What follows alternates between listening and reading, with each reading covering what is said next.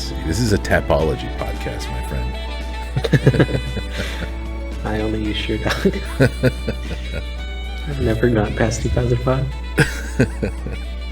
I've tried Bloody Elbow. I go there once in a while. That's really it. Like, for some reason, like, if SureDog's not giving me what I need, I'll just, for some reason, just go to Bloody Elbow, even though it's probably not even. I should just use Tapology or whatever, but I took a look at SureDog recently, like literally within the last couple of days. Well, because I noticed that you were pulling up SureDog when we were watching the fights this past weekend, and that was the first time I'd seen it in a while. So I pulled it up on mobile because that was the biggest setback for me, is that the mobile UI was trash for a long time. Like, when you wanted to click on a fighter's name on a fighter's record, it would take you to that entire card, and then you'd have to scroll down. Oh, that's right. Yeah, so that was always really frustrating. But they fixed that. So honestly, I mean, SureDog's totally fine now. It's just now I'm used to Tapology. They finally updated their site, so now that everything is like new and working, it's just a lot easier to find. So, and I can't give up the forums, man. Like, I still go to the forums because, like, I'm not a big Reddit MMA guy. Yeah. So I don't know. There's just something about I guess almost the shit posting nature of SureDog that I just keep going back for, because especially when, like, there's a big upset or just something that's not supposed to happens, it literally is one of the best places to be, like, with the forum, and I can never give that up. I could see that. You get some really weird takes too, so. Yeah, if that's your watering hole, like if there's some camaraderie there, even if you're not necessarily like on a, like, oh, I know this person from the forums, but no, I don't even post, dude. I've been a lifelong lurker. Just yeah, but I even don't even have an account, dude. I just read. Yeah. I used to post back in the day, and for me, there was definitely the sense that, because on Reddit I never recognize, or I don't know anybody on Reddit. It's all just names. I never even look at usernames on Reddit. Having the avatar makes all that difference, because suddenly you start to notice the people who are posting, like, more constantly or steadily, stuff. Whereas, you remember people based on avatar. Like, yeah, I still remember Goober Taylor, even though that dude's been banned for years. He just used to rock that Tim Sylvia avatar, and he used to be the biggest Tim Sylvia fan for some reason. But yeah, if Goober Taylor ever listens to this, you're not forgotten. All right, well, I should go ahead and do a proper intro and introduce you. Welcome back, everybody, to the Fight Plug podcast. Hit that like, hit subscribe, ring the bell, do all that good stuff. I might as well remind everybody at the top of the episode, the other voice that you're hearing right now is not Brandon Anaya. Brandon couldn't be with us for this episode. He's just got some stuff going on. He'll be back next week. I don't see any reason why he wouldn't be back next week. I did not pull a power move. I did not remove Brandon from the podcast. So anybody who's listening to this, I would imagine, I think Brandon, more people who know Brandon listen to this podcast than people who know me. So I'm curious what our numbers are always low, but I'm wondering what kind of impact this is going to have. But the voice you're hearing is the voice of Mike Gonzales, my friend since high school. We've been watching MMA for about the same amount of time. We both started watching around the same time, and I don't think I've watched as many fights with anyone else as I have with you. I think you're the person who I have the most, like, shared MMA viewership with, for sure. Oh, most definitely. Most definitely. And I was gonna say, Brandon about to get Mike Goldberg, dude. But didn't even get to say a message or nothing. Yeah, sure. But no, it's I'm glad to be here. It's been a long time since I've been on a podcast. Used to run a fighting game podcast back in the day, but yeah, man, it's good to be back here and just looking forward to it. Cool. And we watched Brazilian Jiu-Jitsu blue belt as well. That's right. He's got some credentials. Me and Brandon are always kind of like, we always like feel like we need to check ourselves and be like, I mean, really, we don't know anything. We just know what we've picked up from watching the sport for like 15 years now. A lot of not casual takes, but uninformed. We don't got the X's and O's to give you, but Mike can give you a little bit more of a breakdown on some of the jiu-jitsu like aspect of the game. He's earned a little bit more. He's earned it. About 7 years BJJ, and my 2 years of Striking, so boxing Boxing in Korea. in Korea. Not just in Korea, but yeah. Trained by Park Myung-suk, who is a former title challenger. You can look him up on YouTube. He's got his fights on there. But yeah, just small history about my training. That's kind of what's kept me in MMA and everything. Just kind of fell in love with everything. Fucking A. I always feel like I got to go out of my way to tell people too that we were both trained the Von Flue choke from the man himself, from the live wire. True. Yeah. So We both trained under Von Flue himself. and a lot of people bagged on the Von Flue choke for a long time too. Like, oh, that's a choke you only catch amateurs with. Like, you got to catch your opponent fucking up to get that. I think we've seen those naysayers proven wrong over the years. Oh yeah, that is a for sure threatening sub at any time if you're not paying attention. Well, let's jump into this previous weekend's card. Let's do it. UFC Fight Night, Amanda Lemos versus Marina Rodriguez. We watched it together. We're here to break it down, everything that went on. It was a pretty I didn't watch all the card. I don't know how much of the fights that you caught, but there was only 2 fights, I believe, that didn't go or that went to decision. Johnny Munoz Jr. versus Ludwig Sholinian, and I'm brave for trying to pronounce that, and Miranda Maverick and Shayna Young. Aside from that, all finishes, pretty exciting card. A lot of highlight reel finishes that I wasn't expecting, and the first one that I'll touch on that really threw me for a loop was Polyana Viana versus Jinyu Fry. Polyana got the finish on Jinyu Fry in the 3rd round via knockout. She deaded her, she colded her, she put her on her back, and then Jinyu Fry did a little bit of the Undertaker and like popped right back up, which tripped me out the most. No controversy about a late stoppage on this one or an early stoppage, which there has been some controversy. We'll get to that on the main card. But is that kind of what you were expecting from this fight? I know you're big on Polyana Viana. I've kind of like stubbornly been a little like not big on Jinyu Fry, but I'm a fan of Jinyu Fry, so I was definitely rooting for her in this fight, and I actually picked her to win this fight. But so it was a shocker for me. But how do you see it? How did you think Polyana Viana was going to finish the fight? I guess going into it, I Polyana is mostly Brazilian Jiu-Jitsu, so I had it going in. I guess I thought that it would definitely be because I had picked her to win by sub, but if you follow her a lot on social media, a lot of her training as of lately has been focused on the stand-up, and I think in that fight she definitely showed all the improvements in her striking with that knockout. I'm a big fan of Jinyu Fry as well. She came over from Invicta. She had a lot of kind of hype behind her being the champ, but again, they didn't have her weight class, so she had to move up to 115. So she's definitely kind of fighting above it, but getting knocked out is not what I expected. I know, especially by Polyana. I know she's been finished before, but Polyana wouldn't have been the one I pegged to do it. But with all that being said, that was one of those fights where I literally flew up out of my chair because I'm a Polyana Viana fan. So Yeah. just seeing that sort of knockout highlight reel, which is definitely going to be used in all of her highlights moving forward, it was a good win. It's Jinyu Fry's 2nd loss in a row, but she's always game. She's always going to be hanging around. I think the division is kind of doing her a disservice. She belongs at a lower weight class, but she's always going to be game, and it's a solid win for Polyana. I think she's definitely earned kind of a step up in competition. She's I know she's coming off the loss to Ricci, and then kind of he rebounded with the KO on Jinyu.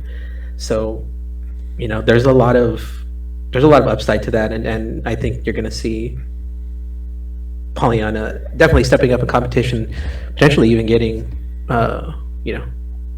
somewhere in the top 10. Mm-hmm. I can see that. Yeah. I have the UFC rankings open over here on the Fig Jam, and she's not. Well, it's only the top 15, and she's not listed still. Polyana, no, she's not. So yeah, I mean, I think that the next fight, depending on the opponent, could definitely propel her into that top 15, and because she knows how to get attention. She definitely knows how to market herself and turn heads. And she wasted no time after this fight too with some of her post-fight comments. Oh yeah, and the thing is that I think if her next fight is anybody in that top 15 from 11 to 15, I think she wins easily. I don't see anyone from 11 to 15. I don't see Michelle Waterson. I don't see Angela Hill. I don't see Jessica Penne. I don't see anybody being able to beat Polyana in that area. I guess when you get to the top 10 does get to be more kind of it's actually a solid top 10. And I'm not gonna lie, I would love to see that Jandiroba Polyana fight. I think it would be a solid fight. But yeah, honestly, I think I would give her a shot at the top 15. I'd give her Angela Hill.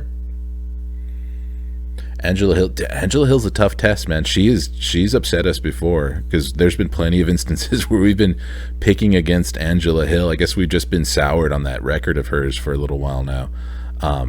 And she's even in fights where she didn't get the upset, her most recent one being that win over Lupi Godinez. She's given close fights to like Amanda Lemos. So yeah, no, she's always poised to play spoiler. But I kind of agree as far as like that analysis of the 11 through 15 range for like what that could look like for Polyana. Jessica Penne, I would favor Polyana there. I think Penne's getting a little too long in the tooth. Luana Pinheiro, I'm not really sure what her status is right now. I haven't heard anything about her having any fights coming up.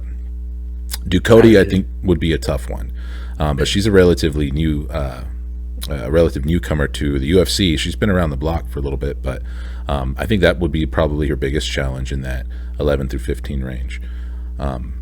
But yeah, I personally don't think Michelle Waterson even deserves to be in the 11th spot. So she's been at 1-4 since 2019, and her only win is over Angela Hill with a split decision. I think Polyana handles her easily. If you're not going to give her Angela Hill, give her Michelle Waterson. It's kind of funny too that Michelle Waterson would be even ranked higher than Angela Hill. I don't actually know. That's a weird triangle type thing. This person beats that person beats this person. So I guess I could see where they're going. I guess the takeaway is that I think Polyana beats both of them. So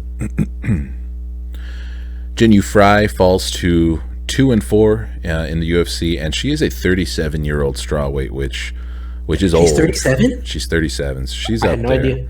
Yeah, and looking at a record of 11-8 now, I think that it would. I mean, I'd be surprised if she doesn't get her walking papers. Everyone likes Jin Yu Fry, but no one's like a big fan of Jin Yu Fry. Like, I don't think there's going to be much demand or incentive for the UFC to keep her around. So, I mean, she's a tough fight. She's not going to be a walk in the park for anybody. I think she's a good challenge for a lot of newcomers as well. If you got someone coming in that they want to kind of test themselves, I think she's a solid test. Like I said, she's almost kind of like a gatekeeper status. But like I said too, it's not her natural weight class. She's in betweener. You mentioned that earlier too, and I thought that for a long time too, because I know she fought at atom weight before. Yeah, she was atom weight champion in Invicta. Yeah, but apparently she has no intent on ever going back down to atom weight. When she went to straw weight, it was like for her health. Like and I had seen some Instagram posts from a while back where she was like, "Yeah, I was killing myself getting down to 115," which kind of sucks because her frame is definitely way better for 115. Yeah, I would like to see her get one more because, like you said, I do think that she has that like veteranship potential. And there's some interesting fights in there, but there's also some fights where there's also some girls coming up in this division where, like, I mean, we saw what Bruna Brazil did on the Contender Series, yeah. And looking at what Polyana did to Jin Yu Fry, like, I always kind of gotta wonder, like, how would they like be thinking about angling that, because the UFC will always also look for the potential to put somebody over using someone who they think like someone's chin might be going, or they're on their way up. Yeah. And granted, I mean, it could be argued that they just did that with Polyana, so I don't know. Hard to predict what's next for Jinh Yu Frey, but I think she gets one more shot. The division, like I said, when you have fighters like that are going to be tests for people, you tend to keep them around kind of a little longer than most. And honestly, when you have, I guess, lower unranked fighters like that are also tough, I guess it's easier to keep them around too, based on their contracts are definitely not going to be as high as some of these other people. So like you said, you could use her as a stepping stone for somebody or gatekeeper. I think she still offers a lot of value to the division. I don't want to see her go away, but like you said, if she's 37, I'm sure, I don't know how many fights she has left. So she could end up calling it a career after, one more, or we don't know.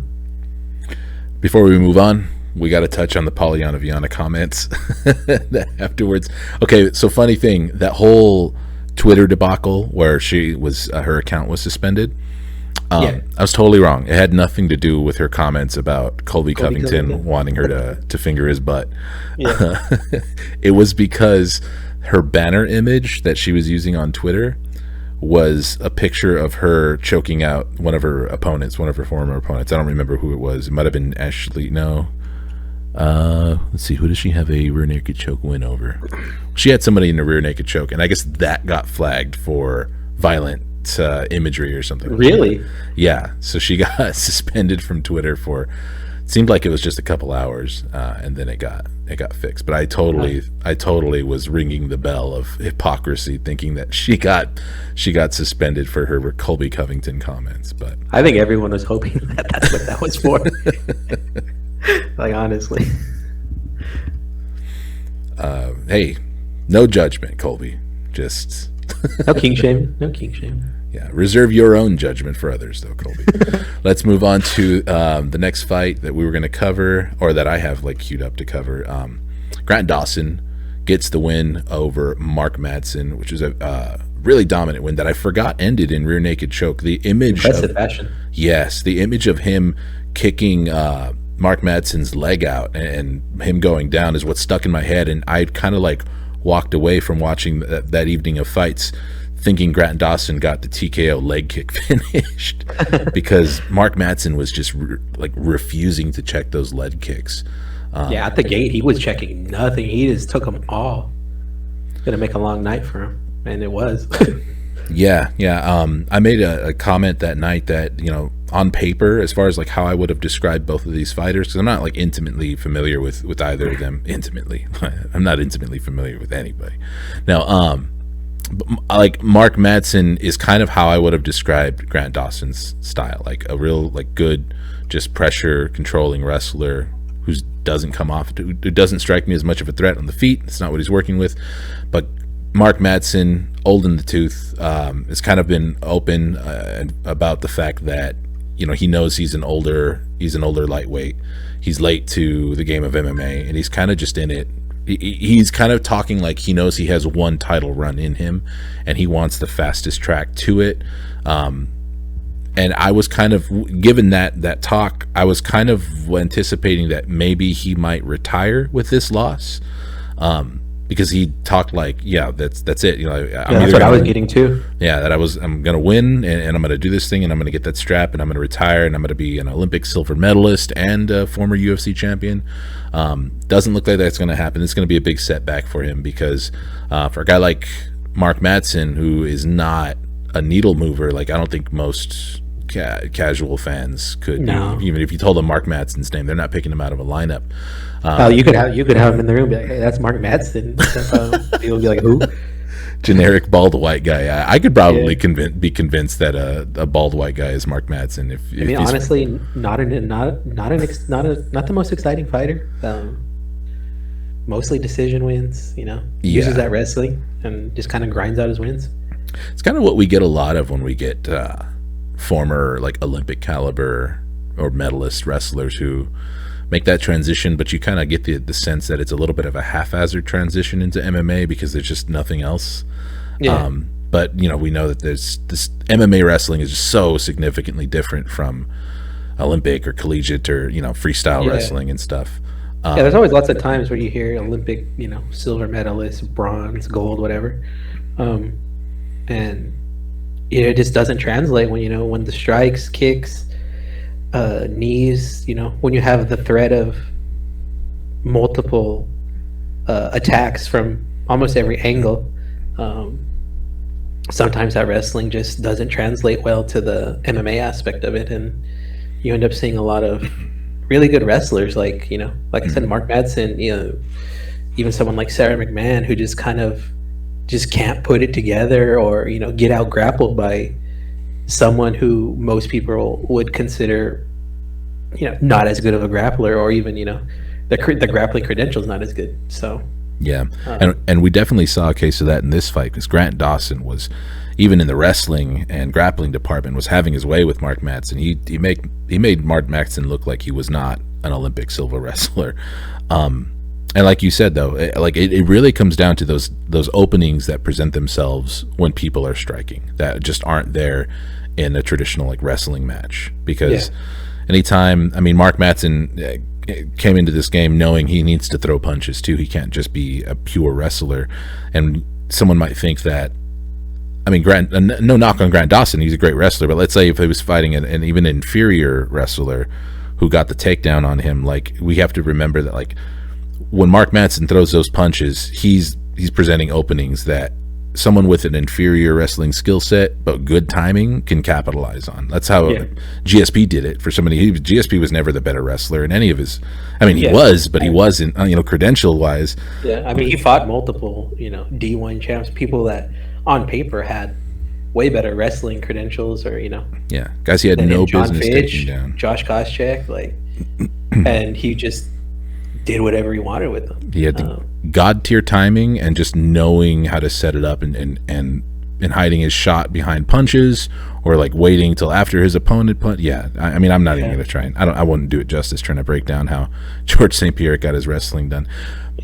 Before we continue, I have a question though. How long do I have you for tonight? What's doesn't matter, as long as you need me. Okay, I wasn't sure if there was a hard limit or anything like that, because as far as pacing, we could potentially get a little long-winded, but all good, no problems. Tell me what you thought about Grant Dawson's call out after the fight. Refresh my memory. I don't remember who he called out. He ball washed Daniel Cormier for a bit in the ring. That's right. He did. He was like, "You're my hero. I've always wanted this," which I thought was cool. I don't remember the call out. He called out Tony Ferguson. That's right. Okay, now I remember. It's a smart call out. Do I think he's going to get it? No. I think Tony Ferguson. I don't know. I just think they'll probably. I don't think they're going to feed Tony Ferguson to an up and comer. I would pick Grant Dawson in that fight if it did happen, but I think someone like Tony Ferguson, you're going to see more kind of legacy fights. Mm-hmm. You're not going to see him taking on these young killers that are trying to make their way to the top. It is a smart call out, because as someone that's coming up, as a fighter that you want to get your way to the title shot, you definitely want to have that name on your record, to kind of put yourself there. So I understand why he called it, but I smart call out. But do I think he's going to get it? I don't. I think they're going to give him somebody else moving forward. Mm-hmm. He enters. He was not ranked, right? Or did he enter the rankings after that? Afterwards, yeah. He's 15 on both the UFC's official rankings and on Tapology's rankings. So he's in the club. He's in the top 15 club, and that's reflected over here. That top 15 is fucking ridiculous. And now I remembered why I should have taken a screenshot of the Tapology rankings instead of the UFC rankings, because it'll show us who's booked, which we can't see from here. So in the top 15, if we're assuming that Grant Dawson will fight forward and they'll set that up for him, The guys in the top 15 who do not have a fight booked, there's some names that are going to be like does. You don't even need to say Charles Oliveira's name because he's not going to fight Grant Dawson. But Charles is unbooked. Beneil is unbooked. Gaethje does not have a fight. Fiziev does not have a fight. Gamrot does not have a fight. And Jalen Turner. And your boy Drew Dober. So does RDA have a fight? RDA is booked. Where is he at? He has a fight coming up with Brian Barberena on December 3rd. Barberena? Yeah. 170? Let me see. It has Barberena as a welterweight. I'm not sure. Yeah, because I know RDA is still ranked in 155, but I'm not sure if he actually just completely just made the switch to 170 because, the weight cut and everything. But yeah, that fight is booked at welterweight. So, okay. You know what? I guess RDA's last fight was at lightweight, and so that's why Tapology has him ranked as a lightweight. That's how they work. But he's also at number 7 in the lightweight rankings in the UFC rankings. So that's interesting. And I guess to me, RDA is the type of dude that would take that Grant Dawson fight, because I guess when you go down the list of top 15, you have Tony Ferguson ahead of him, which was his call out. Like I said, do I think he's going to get it? It makes sense, but I don't think he's going to get it. I think they're going to give Tony, like I said, a legacy fight. I can see Grant getting Dan Hooker, especially if Hooker loses this weekend. But man, they're definitely not going to give him Connor. Demir, I guess they could give him Demir, but I don't know how many people are clamoring for that fight. He needs a name, and I would be really into Drew Dober or Jalen Turner. On Tapology, Drew Dober ranked 13, Jalen Turner ranked 11. I thought Jalen Turner had a fight booked, but I guess not. I know he was recently calling somebody out, but I don't know if he's actually booked. But honestly, to me, like I said, I could see Grant Dawson RDA being a thing. I could see it being a really fun fight, and that's something I think Dawson wouldn't turn down either. Just because RDA is one of those type of dudes too that's not going to turn down.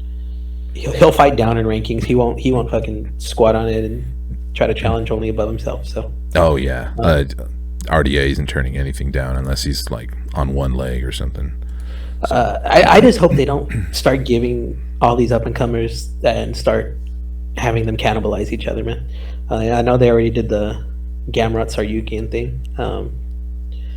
It's just not needed. You need to start getting these guys new matchups and getting these guys in the top, 6 to actually fucking take a fight against someone in the top 10 rather than just squatting on the rank and trying to hold out for a title shot. Yeah, let's keep them busy. Which in my opinion, Dariush deserves the next shot at this point. I can have Gaethje fight Gamrot, have him fight Saryukian. I don't think he's going to take the fights, but that's what he should be fighting. I hope Fiziev versus Gaethje happens. I've been praying for that fight, but that would be a good fight. Yeah. But anyways, before we get too off topic with the lightweight division, because we could ball wash the lightweight division for a while. It's just so fucking stacked. But upward and onward for Grant Dawson. He certainly has a murderer's row of a division ahead of him. So, and whatever fight he gets next, if he wins, I think you're looking at a potential top 5 guy. I was excited by his willingness to. I mean, as cornball as it was, I was excited for his willingness to call someone out, to say a name. So, there's that added factor too. Like, it doesn't even have anything to do with what his next fight will look like, but just knowing that his next fight should be in the top 15, and like you said, with a W, he's going to try and set up his next fight, and just that alone will give me a little bit more intrigue. Yeah, and with lightweight being so grappler heavy as well, like, he's already taken down a silver medalist. There's a lot of great wrestlers at 155, so it'll be interesting to see, how he does against more MMA style grapplers as well. Does the grappling hold up and everything, or was it just kind of like a off day for Madsen? We'll see. So let's touch on the Neil Magny Daniel Rodriguez fight. Neil Magny kind of did what we thought he was. Well, it was a very Neil Magny fight. The Neil Magny fight. Yeah, he won the first round handily, looked really good. Kind of gave the second round away. Daniel Rodriguez started to surge in that second round and turn it around, and had Magny. He was doing that thing that I noticed, and even the commentary pointed it out. He was getting backed up to the cage a lot. With any bit of forward offense from Daniel Rodriguez, was totally backing him up a lot, and he was like letting it almost look like a little bit like a rope-a-dopey sort of deal, where he was letting his butt like touch the fence. Yeah, and I remember you had touched about that as we were watching the fight. You're like, every time he gets backed up to the fence, he bounces off of it and he comes back with a strike. Yeah, anything at all. Yeah, and he wasn't even coming back with a strike on most of them. But the thing is, like, it was like a faint jab by Daniel Rodriguez was making it kind of would make me wonder. I didn't watch any of the post-fight presser, but I kind of wish, like, if you can get into like, get Neil Magny off the record, be like, yo, how hard does Daniel Rodriguez hit? Because you were getting backed up by everything. Yeah. But he turns it around, and the opportunistic veteran that he is, he got it to the ground again in round 3, and hooked up the Darce choke. You know what I say? He got it to the ground. I don't really remember what the transition to the ground was like, or if he dropped him and got it done. Do you remember if he dropped Daniel Rodriguez, or if it was like I don't believe he dropped him. I believe it was just one of those. I believe it was a scramble kind of, where he kind of. Just chaos. Was it a scramble? Yeah, I think it was some sort of scramble where they ended up in that position, and he ended up hitting up with the Darce. So yeah, because the thumbnail that I made for that fight has Magny like ripping Daniel Rodriguez off the fence to like throw him down. Yeah, but I was pretty sure that was from the first round. Although now that I'm looking at it, like, Daniel Rodriguez has some wear and tear on his face, so maybe it was from a takedown. I can't remember the exact like finishing sequence that led to that, but yeah, I guess especially with that fight, props to Neil Magny on the win, but man, that's a tough loss for Daniel Rodriguez. Coming off that controversial decision to Leach, where a lot of people thought that he lost. He's got the win over Kevin Lee. I think there was a lot of hype behind Daniel Rodriguez. And yeah, that loss to Neil Magny, that's kind of a big setback, especially when you consider that people were already writing off Magny after his last fight against Shavkat. But it's like, bro, he's fighting Shavkat. Yeah, like, that's the dark horse. Yeah, like, Neil Magny is a tough fight for anybody. Like, if you underestimate Neil Magny, you're gonna have a bad night. And he came up, he did what Neil Magny does. Like you said, it's a Neil Magny fight. Like, if you watched a Neil Magny fight before, like, you could just replay that in your head, and that's pretty much how this fight went. Yeah, lulls his opponent into a false sense of security with the clinch, and just starts to consume him. Yeah. And Magny really is underrated, man. Like, yeah, he lost to Shavkat, and he lost to Chiesa, and RDA. That's nothing to be like. People were acting like the dude's washed, like, oh, he can't compete. No, he's still a tough fight. Like, Magny's very clutch as a fighter. Yeah. He's always going to be reliable. I actually kind of find it hard to pick against Magny. I actually picked Magny against Shavkat because I know you were on the Shavkat train already, but I was like, nah, Magny will be a test. Let's see how good his grappling is. And, the jury not many people are able to do that to Neil Magny. No, and I mean, even being a guy who was high on Shavkat, I still comfortably picked Shavkat in that fight. I wasn't too worried about, but I was fascinated by that matchup. I was like, okay, what does this look like? How does he deal with the specific type of offense or the game plan that Neil Magny is going to bring to the table. And he passed that test, but that's because Shavkat's an outlier for sure. That's a special case. But it does leave Neil Magny in an interesting position.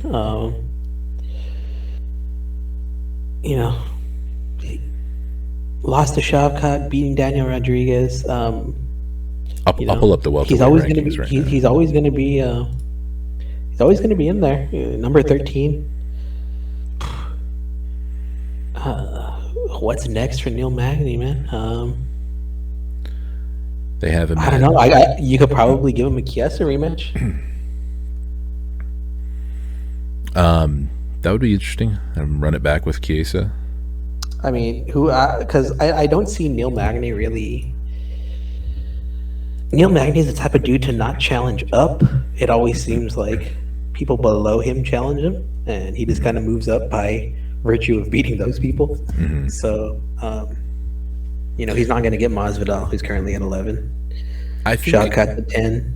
Yeah, and I think he's. He was the only guy who wanted Khamzat Chimaev for a long time too. Like, oh yeah, he was actively campaigning for that fight for the longest time. The promotion was literally just going on and doing their whole nobody wants to fight this guy, and Neil Magny was like, even freaking Khamzat was like, nobody wants to fight me, nobody wants to sign a contract, and everyone's like, bro, Neil Magny's right there, like, yeah, they're posting screenshots and everything. So like, it's really easy to look at Neil Magny and I mean he has played the gatekeeper role for a while, but it's kind of interesting to me that like it still does seem like he is willing or he wants to go on a run. Like he's interested and he's not just here to be a gatekeeper. And that move, like calling out Khamzat and wanting fights like that, being the guy who step up to fight Shavkat, I think he kind of knows or at least thinks that getting these big upsets, over these boogeymen of the division, like that might be his only way to get like upward projector, like to get on that trajectory, because the UFC is not going to give him any favorable matchups. So like his only option might be to just be a big game hunter. Yeah, he's not necessarily the draw in terms of like people are going to be like, yo, Neil Magny's fighting, let's go, let's watch that. So I mean, we're kind of guilty. We don't even remember what the sequence was that led to the finish that got the fight to the ground. Yeah. But I know one fight-ending sequence that we didn't forget, that we for sure remember, and that is Amanda Lemos' shellacking of Marina Rodriguez. She gets it done in round 3. This is me transitioning and moving on to. I thought you were going to say the hammer fist of death on Todd Duffy. Oh, I will never forget that either. Even though if gun to my head right now, I do not remember the gentleman's name who knocked him out. Mike Russo. Oh, Mike Russo. But yeah, let's touch on this main event so we could switch over to the 281 pay-per-view, because that's what people are really listening. That's what people are here for. Yeah, Amanda Lemos. Everybody fast-forwarded through all of this, and they're listening to that part already. Amanda Lemos stuns well, I don't know if I should say stuns, because this is kind of how you would picture Amanda Lemos doing it if she's going to get the win. I guess more stunning would be if Amanda Lemos got a flying armbar or won the fight via submission. Although she's perfectly good on the ground too. She's not bad, but we know what Amanda Lemos likes to do. She likes to chuck those hands. And it took 3 rounds to get it done. It was not a short fight. It didn't take long in the 3rd round to get that finish. She landed a knee to the midsection. Was it a knee? No, that was I'm mixing up my WMMA fights. That was the Jinyu Fry ate that knee. She stuns Amanda Lemos with a tight, I think it was a hook, and backs her up, and then she smelled blood in the water and she just went for it. A little bit of controversy in this finish, well, at least from Marina Rodriguez, but I've seen plenty of Marina Rodriguez supporters, I'm one of them, claim that this fight was stopped early. And when I say I'm one of them, I just mean I'm a Marina Rodriguez fan, not that I think it was stopped early. But what did you think? I guess I know that your response, but for the sake of the podcast, for the listeners, what did you think of the finish? Do you think that the referee could have let it go on a little bit longer? Honestly, I was fine with the finish. I I know Marina came out after the fight, and there was a lot of stuff on Twitter, Instagram, and stuff saying, it was an early stoppage, and kind of into the whole, I'm a warrior, don't stop the fight unless I'm unconscious kind of thing. Yeah. But she got backed up against that cage. She was eating those punches. I know the ref stopped it, but that was pretty much already sealed, I think, to me. So I have no problem with the stoppage at all. It's a great win for Lemos.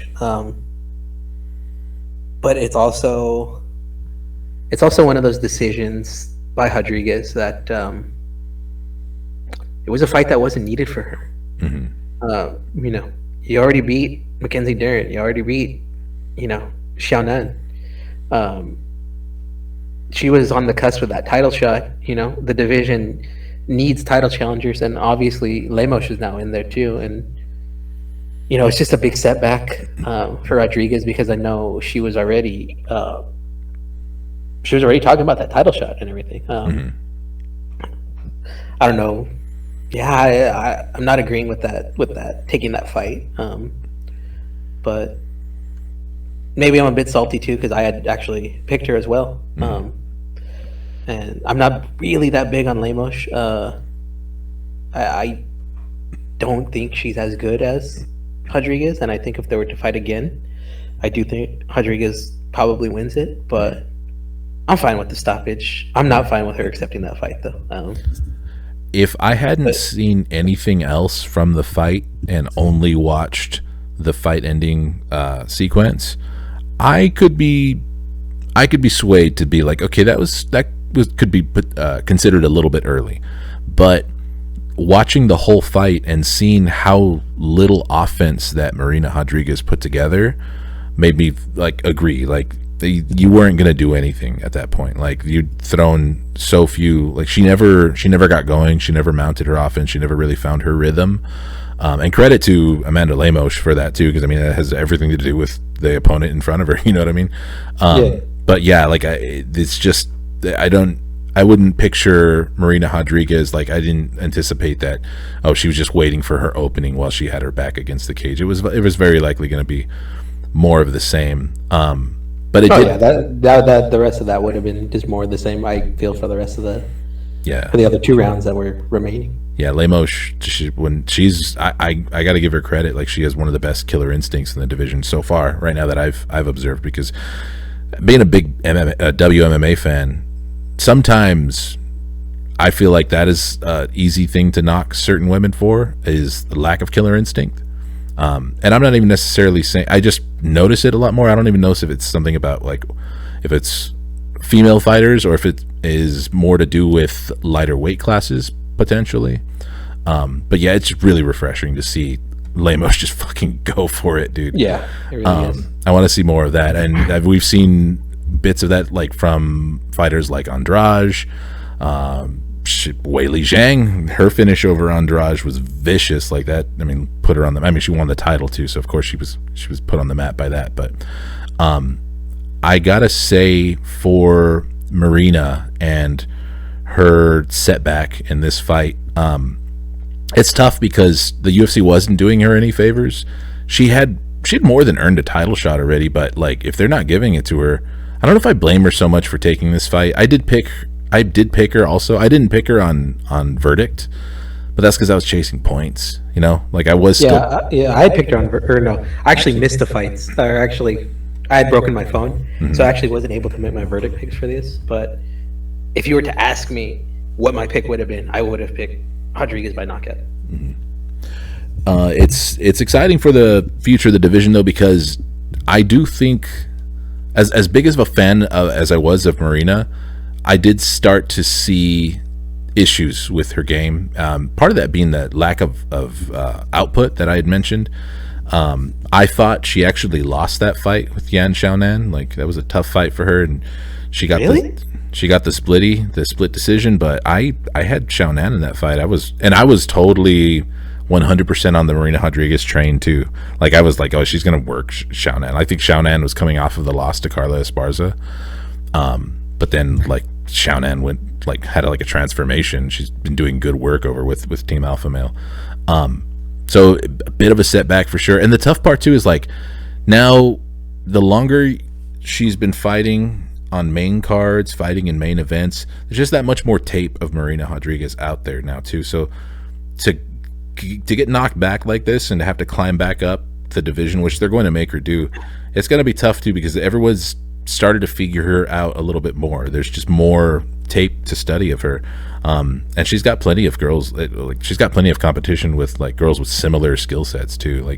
I mentioned Bruna Brazil. It's way too early for that fight for Bruna, but that's a very exciting fight to me for the style matchup for sure. Honestly, I actually don't think the climb for Rodriguez is going to be that long. It is a big setback for her, but I think with the state of the division, kind of and how her wins have come, I do think she's just one more fight away from just being either right back into a title shot or possibly a number one contender fight. Xiaonan is ranked right below her. Uh-huh. So, that doesn't, everybody below her, she's pretty much kind of beaten already. Mm-hmm. And so that just leaves the people above her, and anybody above her, if she wins, let's look who's above her. You have Andrade. She just lost to Lemos. She's not going to get that because Lemos is probably going to get the next shot. And Andrade is booked at flyweight right now anyways. Yeah, so we got that. Then you got Zhang, Rose, and Carla. We have Zhang and Carla fighting this weekend. Which leaves Rose. I'm sure Rose is probably looking for, a comeback fight as well after the last title fight. So, like I said, I think any one of those names that she would have to fight them, you can't argue against a title shot if you end up beating them. And we'll see what happens this weekend as well. So, and I think that let's shift the conversation over to Amanda Lemos a little bit more now, because she called for it. She said, "Hey, I'll even be the backup for the title fight next weekend." Which, I mean, good. The promotion likes that kind of talk, so I'm sure she's. Do we have confirmation if she is the backup for this weekend? Not yet. No confirmation yet. I'm not sure if they would still consider it, but I'm sure she might have some kind of medical suspension, which is pretty normal. You know what I mean? Not that she sustained any injuries, but I doubt it. I haven't heard anything about it. But she's very likely going to be the number one contender or the person for the winner of this weekend's matchup to fight next. I think I don't want to make predictions, but do you think?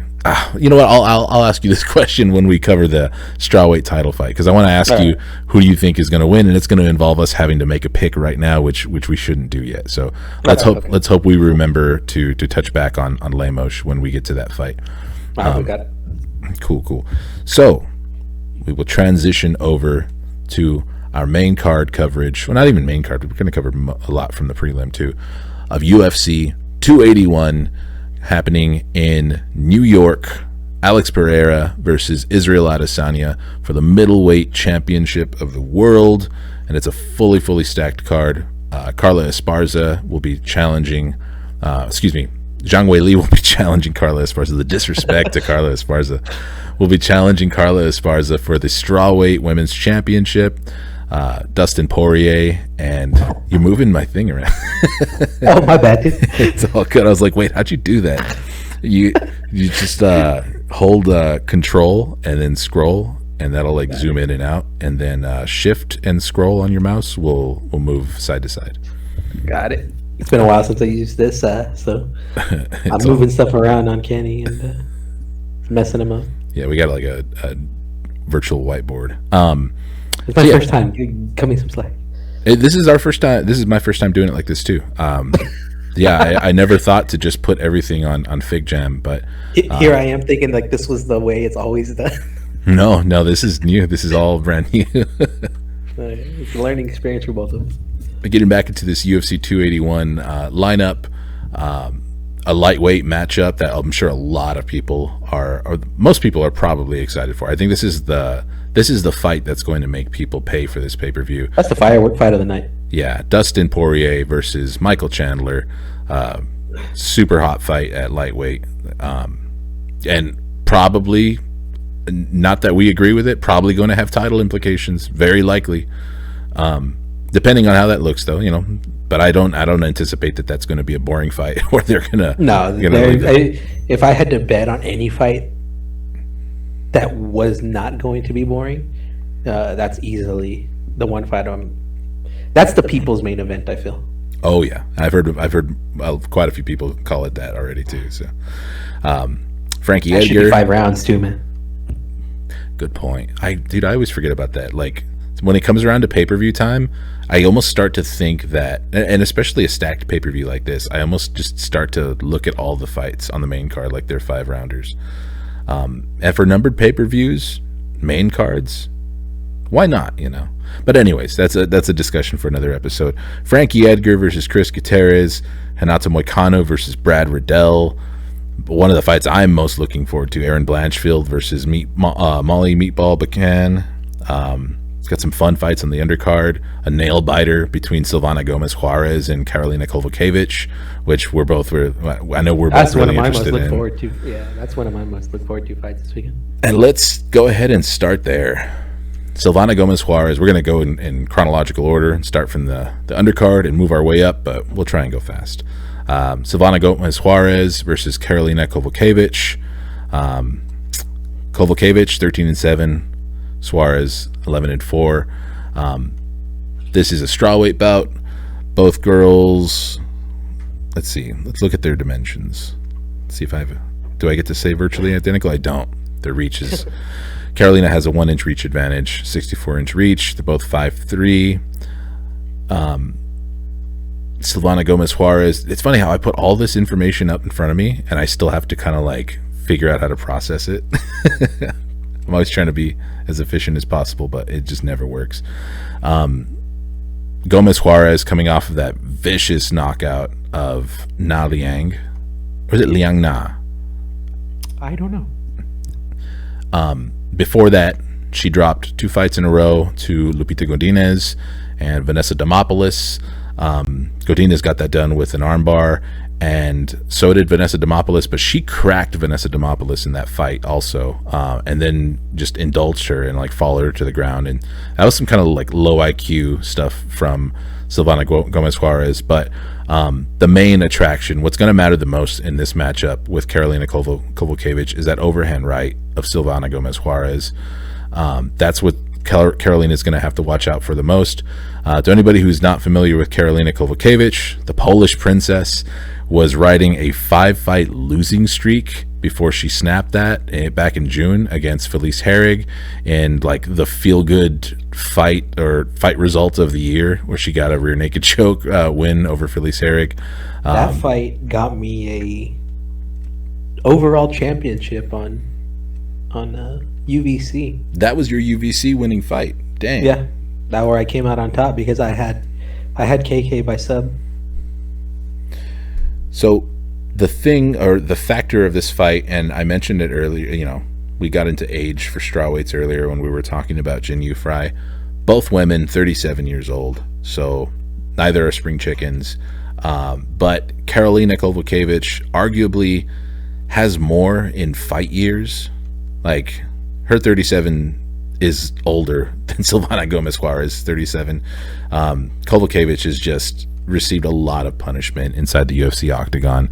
A lot of that coming at the hands of Jessica Andrade, who finished her, put her away. I know we're not really selling this fight, talking about, but it's part of their story, is that she's been through some shit. Yan Xiaonan fucked her face, like literally rearranged her face. After that fight, she broke her orbital bone, and after that fight, Karolina Kowalkiewicz, like when she would look up without like moving her head up, her eyes would go all wonky. Like honestly, after the Yan Xiaonan fight, I thought that was going to be it for Karolina. I did not think that she was going to come back, but she did, and picked up another loss to Jessica Panay. Before that, the Felice Herrig fight.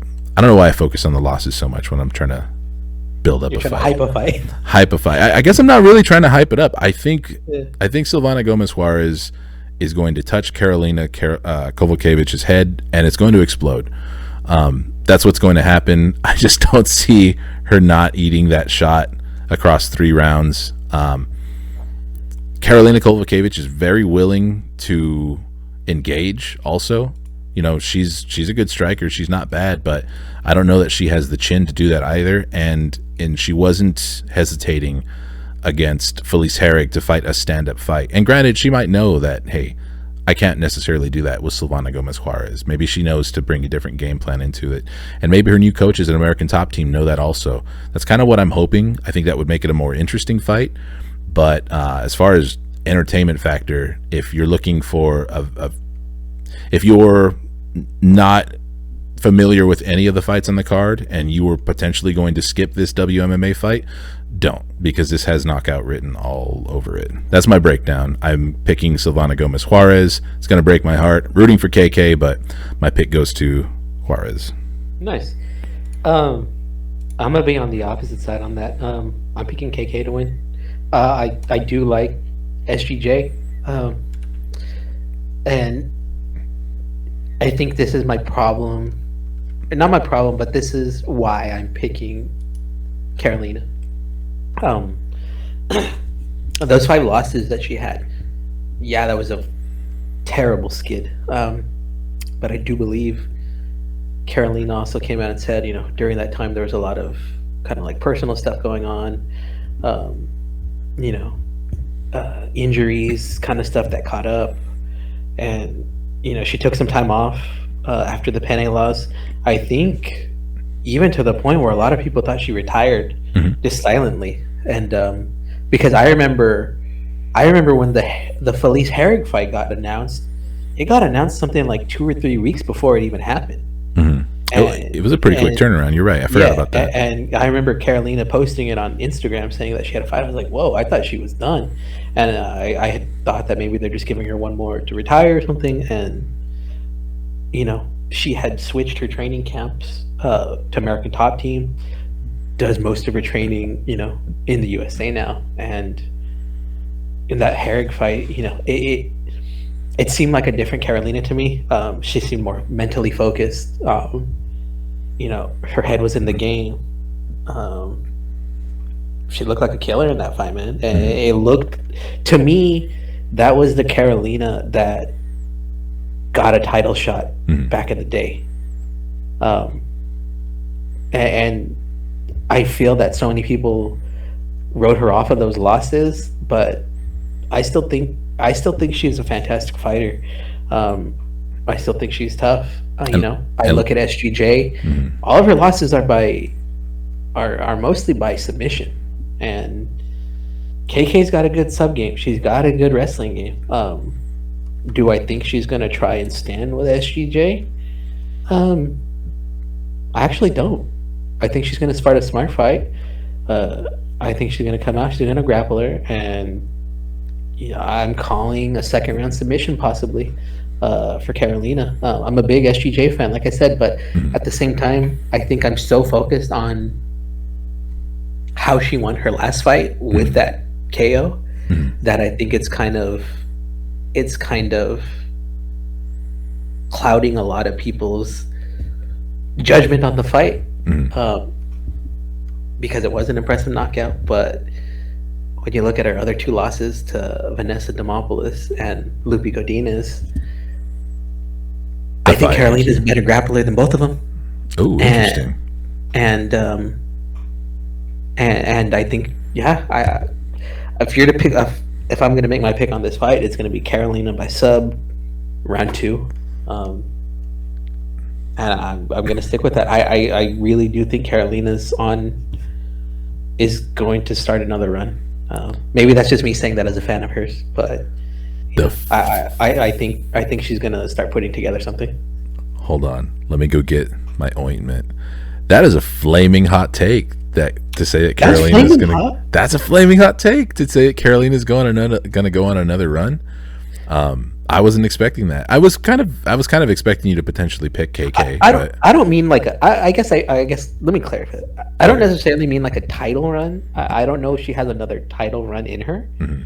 I just mean that I think she's going to be able to put together, a good 3 fight win streak, 3-4 fight win streak. I see. With good matchmaking, I can see that. But yeah.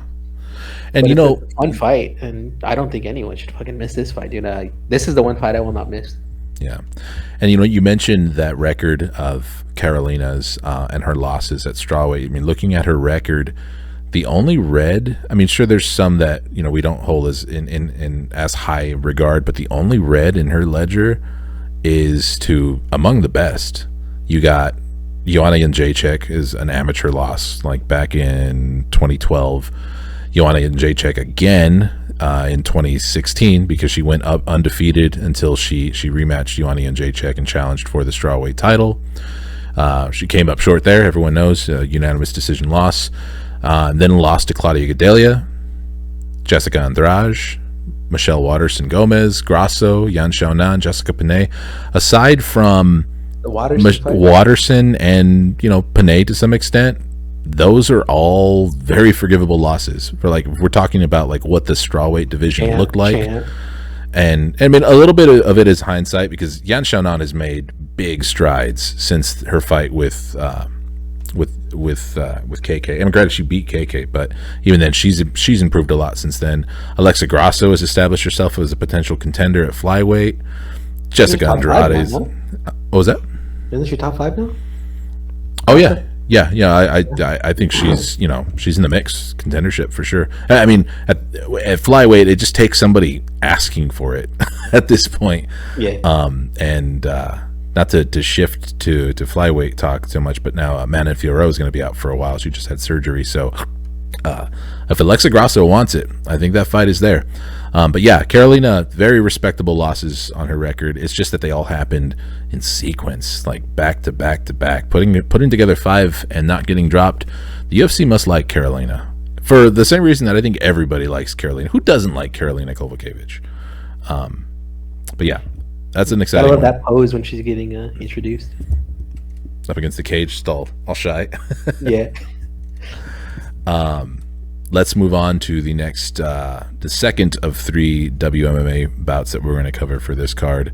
This is actually on the main card, because of course it is, because it features Molly McCann, who is a superstar at this point. Honestly, I think in terms of women who are getting, garnering attention or getting engagement, or making people tune in, Molly McCann is probably doing a lot more than anybody else in WMMA at the moment.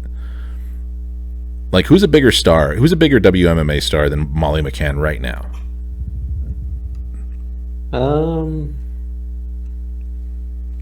You know what? You got me there. I'm not a meatball fan, but yeah, she's a draw. Yeah. Tough fight for her here, though. I think this is a really, if you're the UFC and you're in the business of keeping Molly McCann winning so that she continues to go and be one of these WMMA like pillars that you can lean on, this is a really tough one against Erin Cold-Blooded Blanchfield. This is one of the, I guess to me, this is one of the hardcore MMA fan like treats right here. Mm-hmm. People don't. I mean, even I know you're the big Erin Blanchfield war wagon guy. You're driving the war wagon at this point. But yeah, this is a fun fight. And it's just interesting enough of a matchup for me to not just be like, oh yeah, Erin Blanchfield's going to destroy her. Erin Blanchfield, I think, should be the heavy favorite. I do think that in terms of wrestling and grappling and what she presents there, even as young as she is, she's only 23 years old. She's one of the youngest fighters in this division. I think that she presents a lot of problems for Molly McCann. But in her previous fight against JJ Aldrich, Erin Blanchfield looked very vulnerable. She came out to strike, and I don't know if it was a situation where she didn't respect JJ Aldrich's hands and probably thought, okay, I'm better than this girl everywhere. I'm going to go in there and I'm going to put some time in and get some stand-up experience in. And then it started to backfire because I gave the first round to JJ Aldrich, who I thought was actually pinging her a lot, finding a home for that jab, and just was frustrating the hell. I mean, I didn't have Blanchfield in trouble in terms of like being close to being finished, but it was a pretty obvious like round one for JJ Aldrich. And then she had to pull pull off the upset and get a standing guillotine choke, because I think she only maybe successfully got her down one time in that fight. So the only thing casting doubt on this matchup for me is that JJ Aldrich fight for Erin Blanchfield, because coming out of the Miranda Maverick fight, where I was high on Miranda going into that fight, and I didn't know much about Erin Blanchfield, and Erin Blanchfield just shellacked her, like bullied her from pillar to post, and that's when I just completely jumped on her bandwagon. Yeah, you've been telling me about Blanchfield for the longest time, and you were you were one of the people that got me to actually, start looking at her fights, and I think that's why I'm also excited for this fight as well. I think with Meatball, she is a draw. Meatball, but I think a lot of people forget she's been in the UFC for a long time, and it seems like the draw is starting to happen. It's happening in conjunction with Patty. Mm-hmm. But I'm just gonna say I don't think Meatball's that good, dude. Like, she's lost to. I don't want to bury the. I'm not trying to bury fucking people, but I don't think she's lost to. I mean, I think she's lost to fighters that, aren't, top 15 kind of fighters. Mm-hmm. But yeah, I see Meatball kind of falling in love with this kind of hype that she's built. She's definitely fallen in love with that fucking spinning elbow, which is, I have a feeling, maybe the end of her this weekend. Yeah, you're not the first person I've heard say that, and it's one of those things too where I'm also kind of hoping, like, hey, if you think you're gonna do that again, you're gonna get your back taken. Like, this is it's one of those things. Like, it reminds me of fucking Anthony Pettis. It's like, he fucking did the Showtime kick, and it's like every fight after he's like trying to fucking do something off the cage. It's like, it's like, it was a one-time thing. Like, worked then, but once you start adding that to your offense, and you kind of start hunting for it, because people, that's what they expect out of you. Yeah, or something. It's like Crow Cop with that head kick, man. Yeah. Eventually, they just, okay, I'll just never ever circle towards it, and Exactly. and he just kept stubbornly chasing it. But and if she continues to stubbornly try to get that spinning elbow, because I think even in her last fight against Hannah Goldie, I think before she even landed it, she had thrown like 3 previously. I know it was in the first round, but she was fucking winging those spinning attacks, and spin to win. But I don't think it's gonna work. I think Blanchfield can time that and definitely make her pay. And the way that Molly McCann has lost her fights in her losses is very much in the way that Erin Blanchfield is going to get the win here. Like, it's Erin Blanchfield's MO to be a controlling, like, top control, work the wrestling, and she's got trips too. That's the thing. Because I know Molly McCann, she has to know what she's dealing with here. I'm not a Molly McCann fan either, but she has to know that she's fighting one of the better prospects at flyweight, and it's a relatively unknown prospect too. So it's not like people are going to be like, oh well, of course she's going to lose to Erin Blanchfield. Like, no, everyone's like super high on her. I'm sorry, what were you going to say? See, I guess I don't see it that way. I kind of feel like a lot of people are seeing this as. I'm not saying that Meatball's kind of being protected right now, but I think they're giving her Blanchfield. How do I say this? I think giving her Blanchfield, they're expecting her to take her out easily. Whereas I think if you know who Erin Blanchfield is and know how she fights, this could be a really, really bad loss for Meatball. Losing to Blanchfield, who, for the most part, unless you're obviously a fan of hers or you're hardcore, casuals don't know who Erin Blanchfield is. Casuals are looking at this as Molly McCann's going to beat some 9-1 person with a spinning elbow, and she's going to fucking be in the top 5. That's how I see it. And in my head, it's the opposite. This is a really, really bad fight for Meatball, and this could be the end of the hype train for her.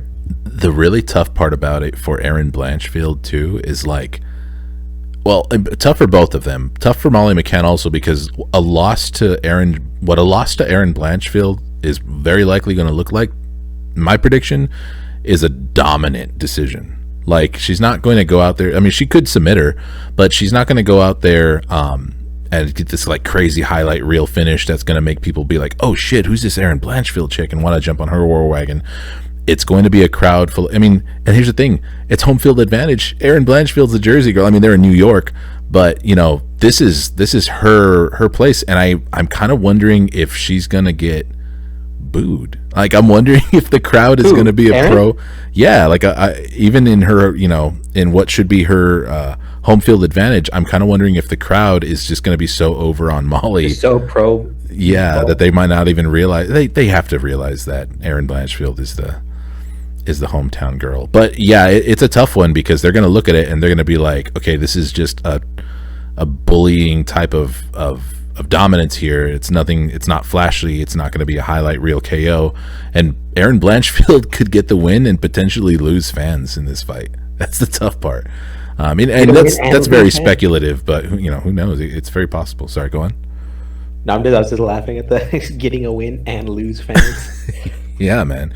Because if you're just if you're just tuning in for Molly McCann, you don't know much else about the sport. You're just like, dude, I'm all about riding this Molly McCann and Patty Pimblett train into the ground.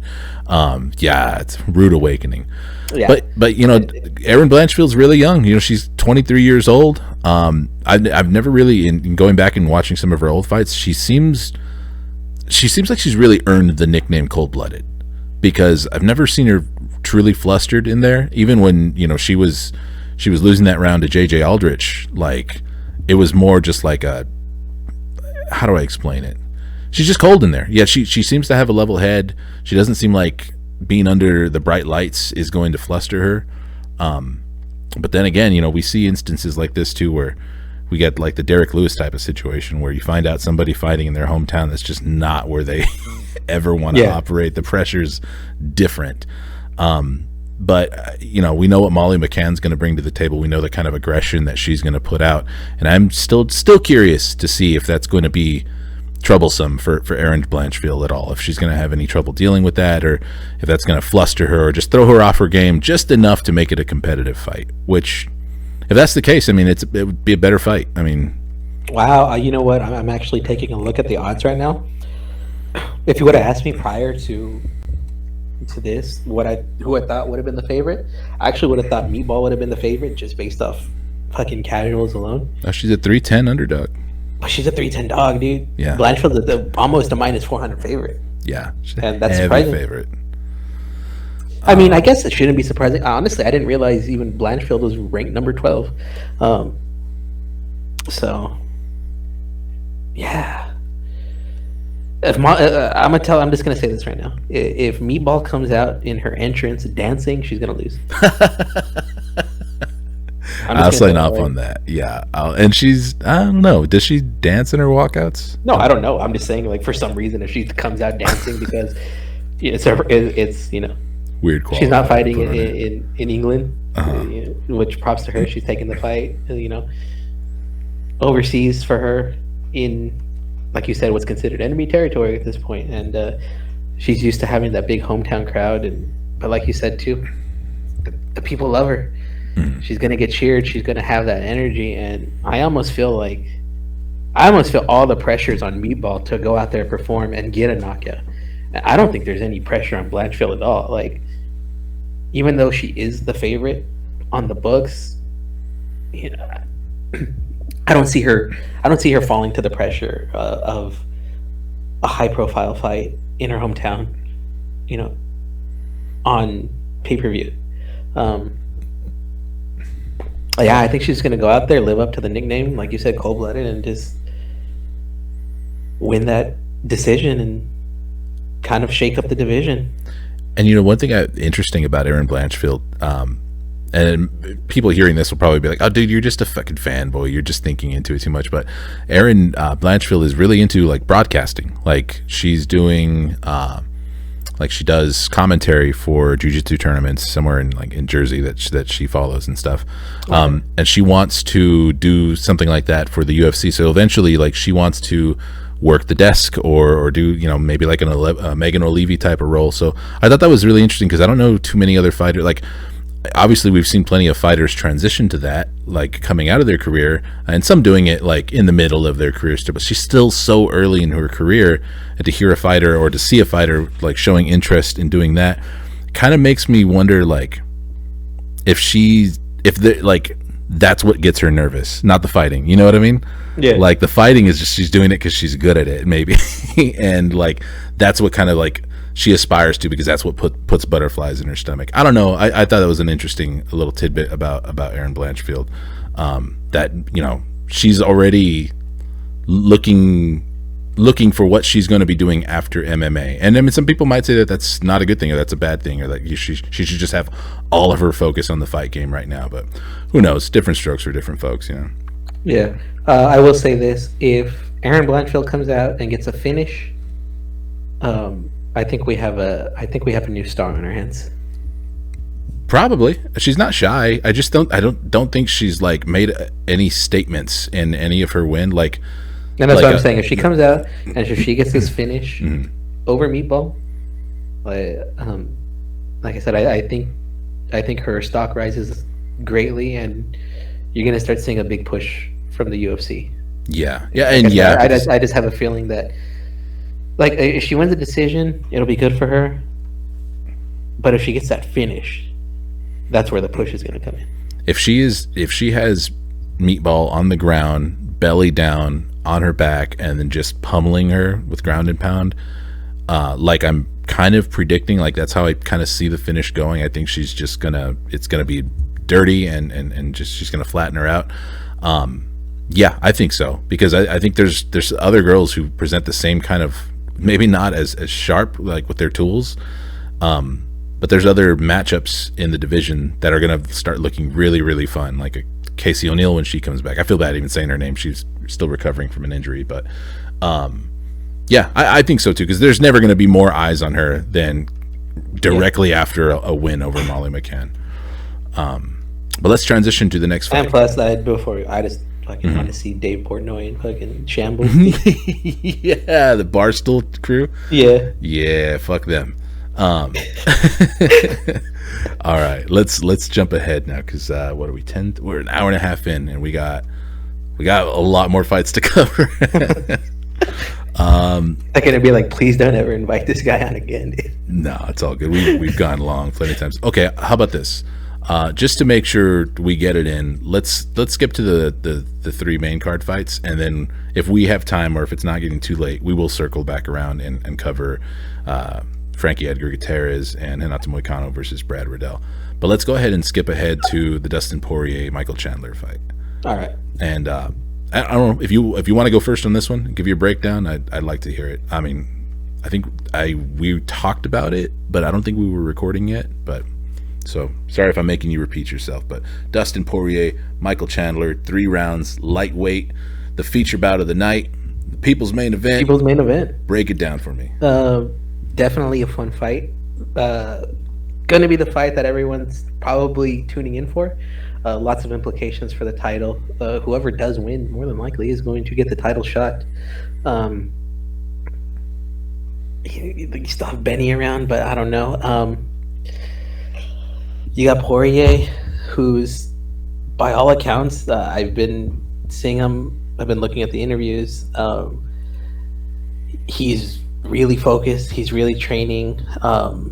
He's not taking this fight kind of lightly. I mean, not that Poirier has ever taken anybody lightly, but it just seems like there's this focus in him that, I don't know, it's just reminding me of Poirier from kind of like the McGregor kind of style. Let me pull up his record real fast so I could break that down as well. Poirier's? Yeah, because I'm already forgetting. I'm already forgetting some stuff. Let me pull it up. There you go. All right. So I got Poirier coming off the loss of Oliveira. Definitely I feel, wants to prove something. And I think the win over Chandler is going to do that, especially coming off those two McGregor wins.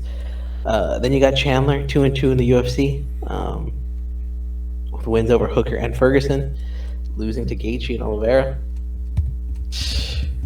A lot of common opponents just very recently too. Since Michael Chandler has made the splash into the UFC, they've both fought Charles. They've both fought Justin.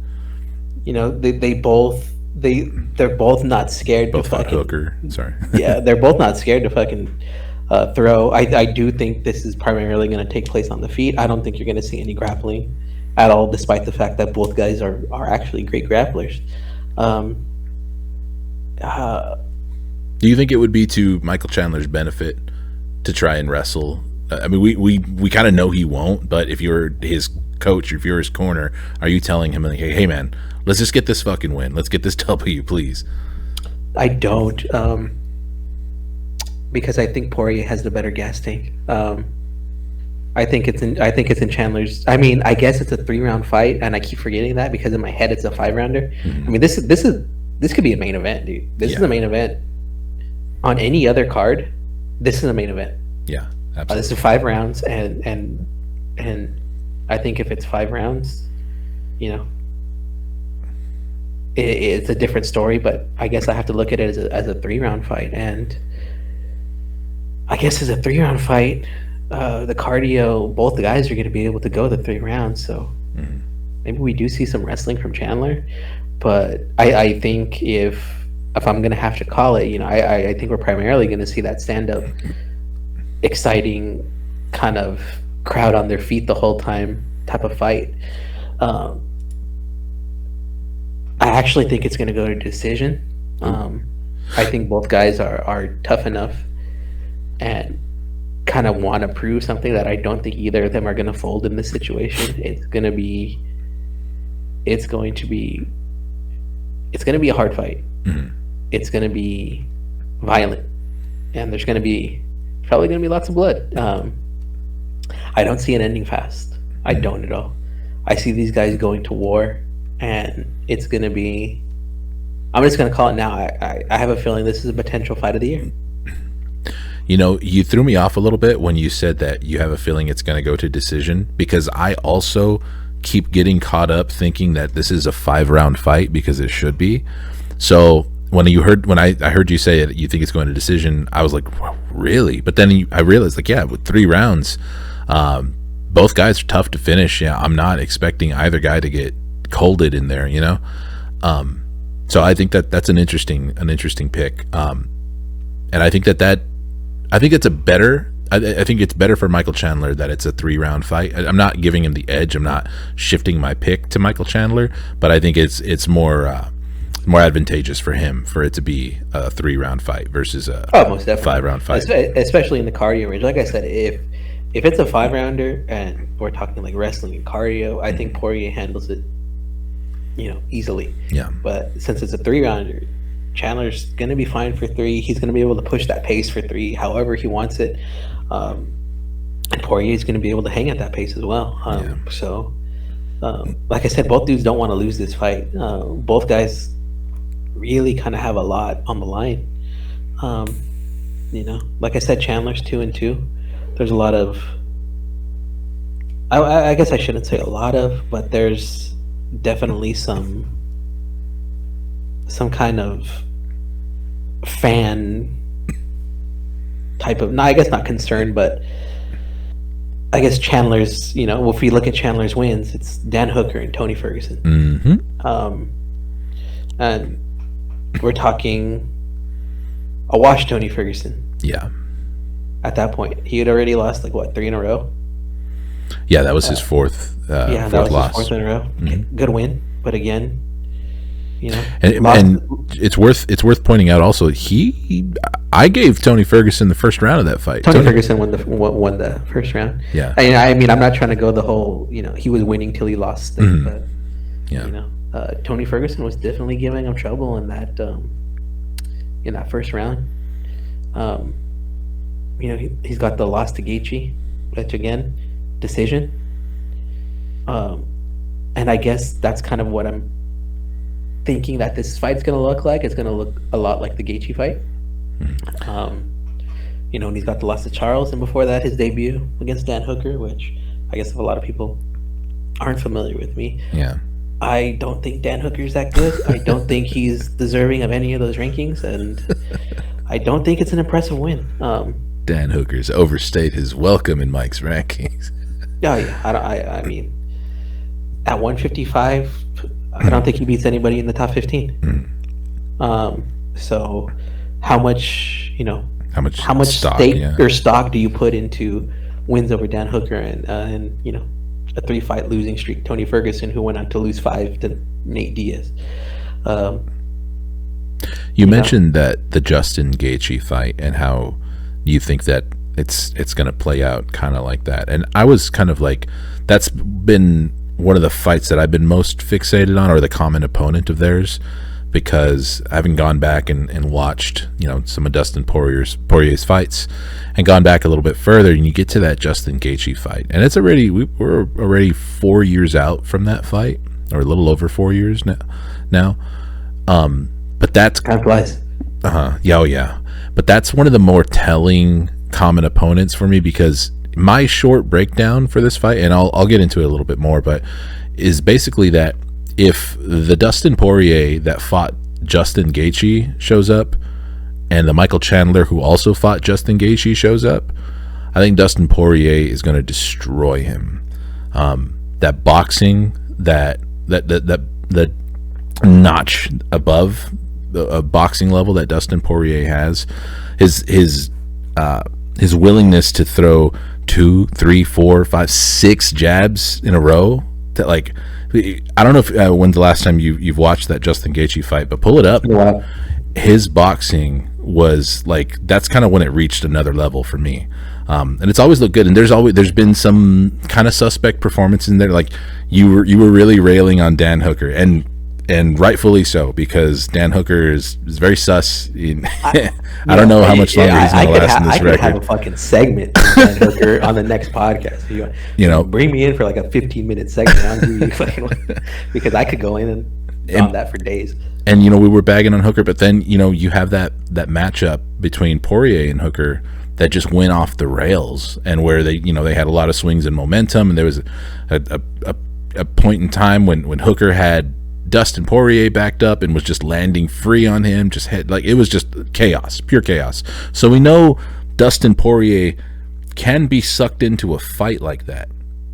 And who knows, maybe there was something going on with that Dan Hooker fight that we don't know about. These guys aren't always like, they're still human beings. They have off days. Maybe he was feeling under the weather that day. They're certainly not walking into the cage the same all the time. Have a bad day. You could definitely have a bad day in the cage. You absolutely can. You could have a bad day at the office. And it doesn't help when you start eating punches. So, exactly. You know, I'm willing to write off that Dan Hooker performance, because, yeah, like you mentioned it, the Charles Oliveira, Khabib Nurmagomedov, we're looking at Poirier's recent losses. Can't fault him for either of those, aside from the fact that we kind of like are seeing an emerging pattern in how, you know, are the contemporary or this modern version of Dustin Poirier loses fights, at least to high level grapplers, rear naked choke, in round 3 in both fights also. But yeah, I can't get over that boxing of Dustin Poirier and how I think it's really good, because against Justin Gaethje, Michael Chandler, by round, was that also a 3-round fight? It was. I don't remember. Was it? I think it was. Yeah, it might have been. To these guys, man.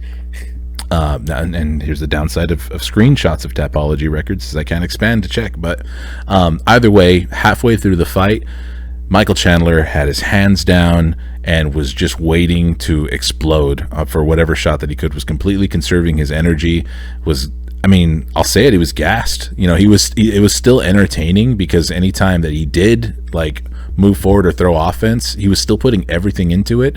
But in terms of being a fighter who's going to deal with the angles and a little bit of that pitter patter that Poirier will put on you, he's a heavy hitter. I'm not saying he's like a pitter patter like boxer like the Diaz brothers, but like I mentioned, he'll double and triple up and quadruple up on the jab. And if Michael Chandler thinks he's just going to stand there and take that, it's going to look really, really bad, and it's gonna. And the thing is too is Poirier's not scared to to let the leg kicks go either. Yes, yeah, that was going to be my next point too, is that and Chandler's not a guy who checks him. No. So I think that's how dangerous is the threat of a takedown. Can Poirier play off his back against Chandler? A lot of times you see that guys get scared to throw the leg kicks when they're facing a grappler, or a high level wrestler. Yeah. Or to get more tentative with the leg kicks. Yeah, and well, thank you for reminding me about the leg kick point too, because and I'll give credit to the War Room podcast, because I watched his breakdown of this fight also, and he pointed out how Michael Chandler really plants that lead leg when he's throwing his overhand, whether it's to actually throw an overhand for an attempted knockout punch, or whether it's like a decoy overhand to transition into a takedown. He plants down on that leg hard. Yeah, he's not light on his feet. No. So if Dustin Poirier really works the leg kicks early on, that's gonna pay dividends later on in the fight for sure. I'm agreeing with you on the Poirier pick, but I think Poirier can finish him. I think he could really put the screws to him. It's going to depend on whether or not Michael Chandler, if he touches Poirier, it makes Poirier taste his own blood a little bit. Like I said, Poirier can be sucked into a brawl, but I think he knows what's on the line here. And, for what it's worth, there is a little bit of beef on this fight, whether it's fabricated or not. It may very well be pretty fabricated, but I think he wants to come out and put it and make a statement. And I think he knows too, like if he wants to be considered for a title shot, a finish is going to do a lot more for him in that regard, because both guys are in the same position. Mm-hmm. Yeah. It's the title shot is there for them if they want it, but they still need to perform. They still need to get people on their feet, and they're both willing dance partners for that kind of outcome. But I do think that even with a win, I don't know. I know they want them to have the shot. I don't know if they're going to get the shot though. I think you have a potential to see. I think you have a potential to see them fight one more. Well, Michael Chandler just said earlier today that he thinks his next fight could be Conor McGregor. And it's like, bro, you wait till Sunday. Like you got to fight this Saturday, and you're talking about Conor McGregor. But yeah, it shows that he's also kind of like aware too. He's picking his shots, or kind of like seeing how the leaves are gonna, how the dust is gonna settle. I really think that and this is going back to malapropisms. Sorry, go on. No, I really think that. I mean, obviously, this is going back to some previous fights as well. But if we take a look at kind of like where Chandler and Poirier are, a lot of people were really impressed with Benny in the last fight. I was impressed with Benny in the last fight. I had picked Gamrot to win. Benny came out and fucking looked amazing. Definitely like the dark horse of the division. It's a matchup that a lot of people haven't seen, and I think it's a matchup that on paper is a tough fight for Makhachev, and it's a fight that is going to be interesting for the people. I think if we're talking about Chandler or Poirier versus Makhachev, I think it's going to be the same thing as what Khabib did to Poirier. Yeah, I agree. I don't think we're going to see anything different, which is why I don't feel that if they win, they should get that shot. I think Benny should get the shot, and I honestly think that you should have the winner of this fight. Me? Fight Oliveira. I'm touched. I don't think I deserve it, but wait, what happened? You said I honestly think you should get the fight, and I was like, oh, me? My bad. Nah, I didn't even realize. I honestly think Benny gets the title shot. Poirier or Chandler, whoever wins, fights Oliveira for number one contender. What you were saying about Poirier, like the outcome, if he gets that shot, he manages to get in there with Islam Makhachev. Yeah, I don't see it going any differently. I mean, I see it being even worse than his performance against Khabib. And I don't think people love Poirier, but I don't know if I'm excited for that fight. I don't know if I'm excited to see Makhachev versus Poirier, and because I would pick Mak, and it would feel just like the Khabib fight. Yeah, And at the same time, too, you still have Volkanovski that's in the background that's saying, he's going to get the next shot. But then I know Mock said that that nothing's for sure yet, and that the UFC wants him to fight Benny now. And so I think you're going to see a bit of a jam at 155 following kind of this weekend. But I think at the same time, you're going to see a clearer picture of how the division's going to play out. Mm-hmm. And I mean, it's worth mentioning too that Dustin Poirier, training out of American Top Team, he's in the room with, Mateusz Gamrot's one of his main training partners, and so is Grant Dawson. He's in the room with Grant Dawson too. And I mean, another guy who's on this card, Renato Moicano, another lightweight, fighting on the main card. Also, I think he's on the main card. He might be on the prelims, but he's in the room, he's in a room with him too. Like, these guys who are, potentially giving him different looks in the grappling department and really wrestling heavy guys. He could be going, he could be having a gauntlet with Gamrot and Grant Dawson and Moicano and any of those other guys. He could be wrestling them all three at once, and it's still going to look bad against Islam Makhachev. Like, it's just one of those deals where it's like, this guy has his number. And I will say too that I think this weekend, I think the whole rank squatting stuff is finally going to stop. I think you're finally going to see the division finally start to kind of move along. And the reason I say that is because I think I honestly don't think Poirier or Chandler are going to stick around for much longer. I could actually see Poirier retiring sooner rather than later. Same with Chandler. Honestly, too, if Poirier were to lose this, I could see him retiring as well. He's made that Conor McGregor money already. Exactly, and what else? What else is there?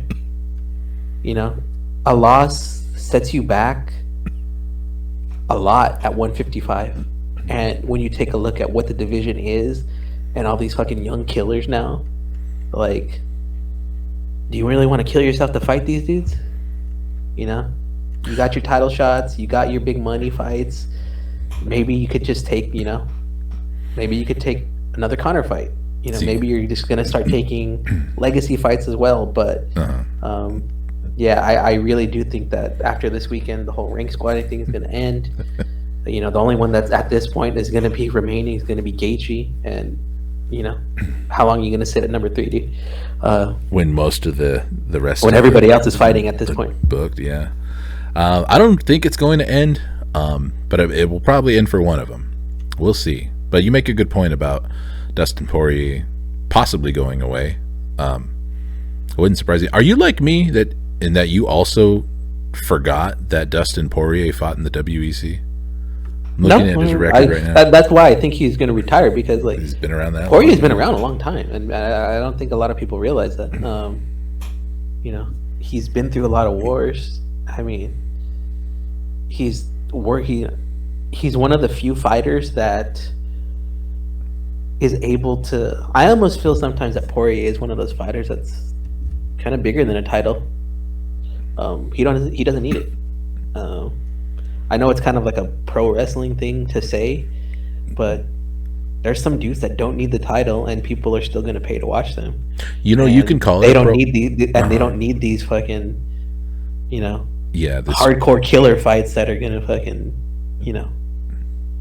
you could say that it's kind of a pro wrestling thing to say that, like, these guys are bigger than the title or whatever. I kind of wish that they would realize it. Like, I kind of wish more fighters would realize, like, like, I don't need to fuck up all of these rankings and stuff. Like, I can kind of just exist on an island and get fights still. But I mean, you do get your pay-per-view points with the title too, so I guess that's always going to incentivize it. But there are a lot of instances where, I've complained about it plenty on this podcast and stuff, that there's guys that it's like, dude, like, the UFC can stop trying to shove these guys down our throat, or stop always trying to position them to get a title shot. It's like, just book them against whoever you want. If they're the popular fighters, the people are going to watch anyways. Like, just let your good fighters be the champs, or not necessarily, because the cream does rise, but it's fucked up when you see the dudes who just don't ever get their shot. Like, you see what's happening to Beneil Dariush right now, or you dudes got to go on a fucking 10-fight win streak just to get anything. Yeah. So I hope you're right about this, the rank squatting and that going away. But I think, like I said, Justin Gaethje's still doing it, and I've been critical about these two guys and Justin Gaethje on this very same program. I've named all three of them specifically and said, like, these guys are the guys who are sitting on the sidelines and criticizing Islam Makhachev going into his fight with Charles Oliveira, saying that he doesn't have any top 5 wins. Yet these are the guys in the top 5 who were refusing to fight him, and I've certainly lumped Dustin Poirier in with them. But of the guys who are squatting, I feel like Dustin Poirier kind of deserves it more. Michael Chandler doesn't deserve it. Like, Michael Chandler's getting it because it's being given to him. Yeah. But Dustin Poirier, to his credit, he's earned it. I mean, like, he's been around as long as he has, and he, like you said, he is one of those guys who does not need the title to move tickets and to get butts in seats. So, yeah, credit to him. Let's move on to this next co-main event. Women's strawweight championship title is on the line.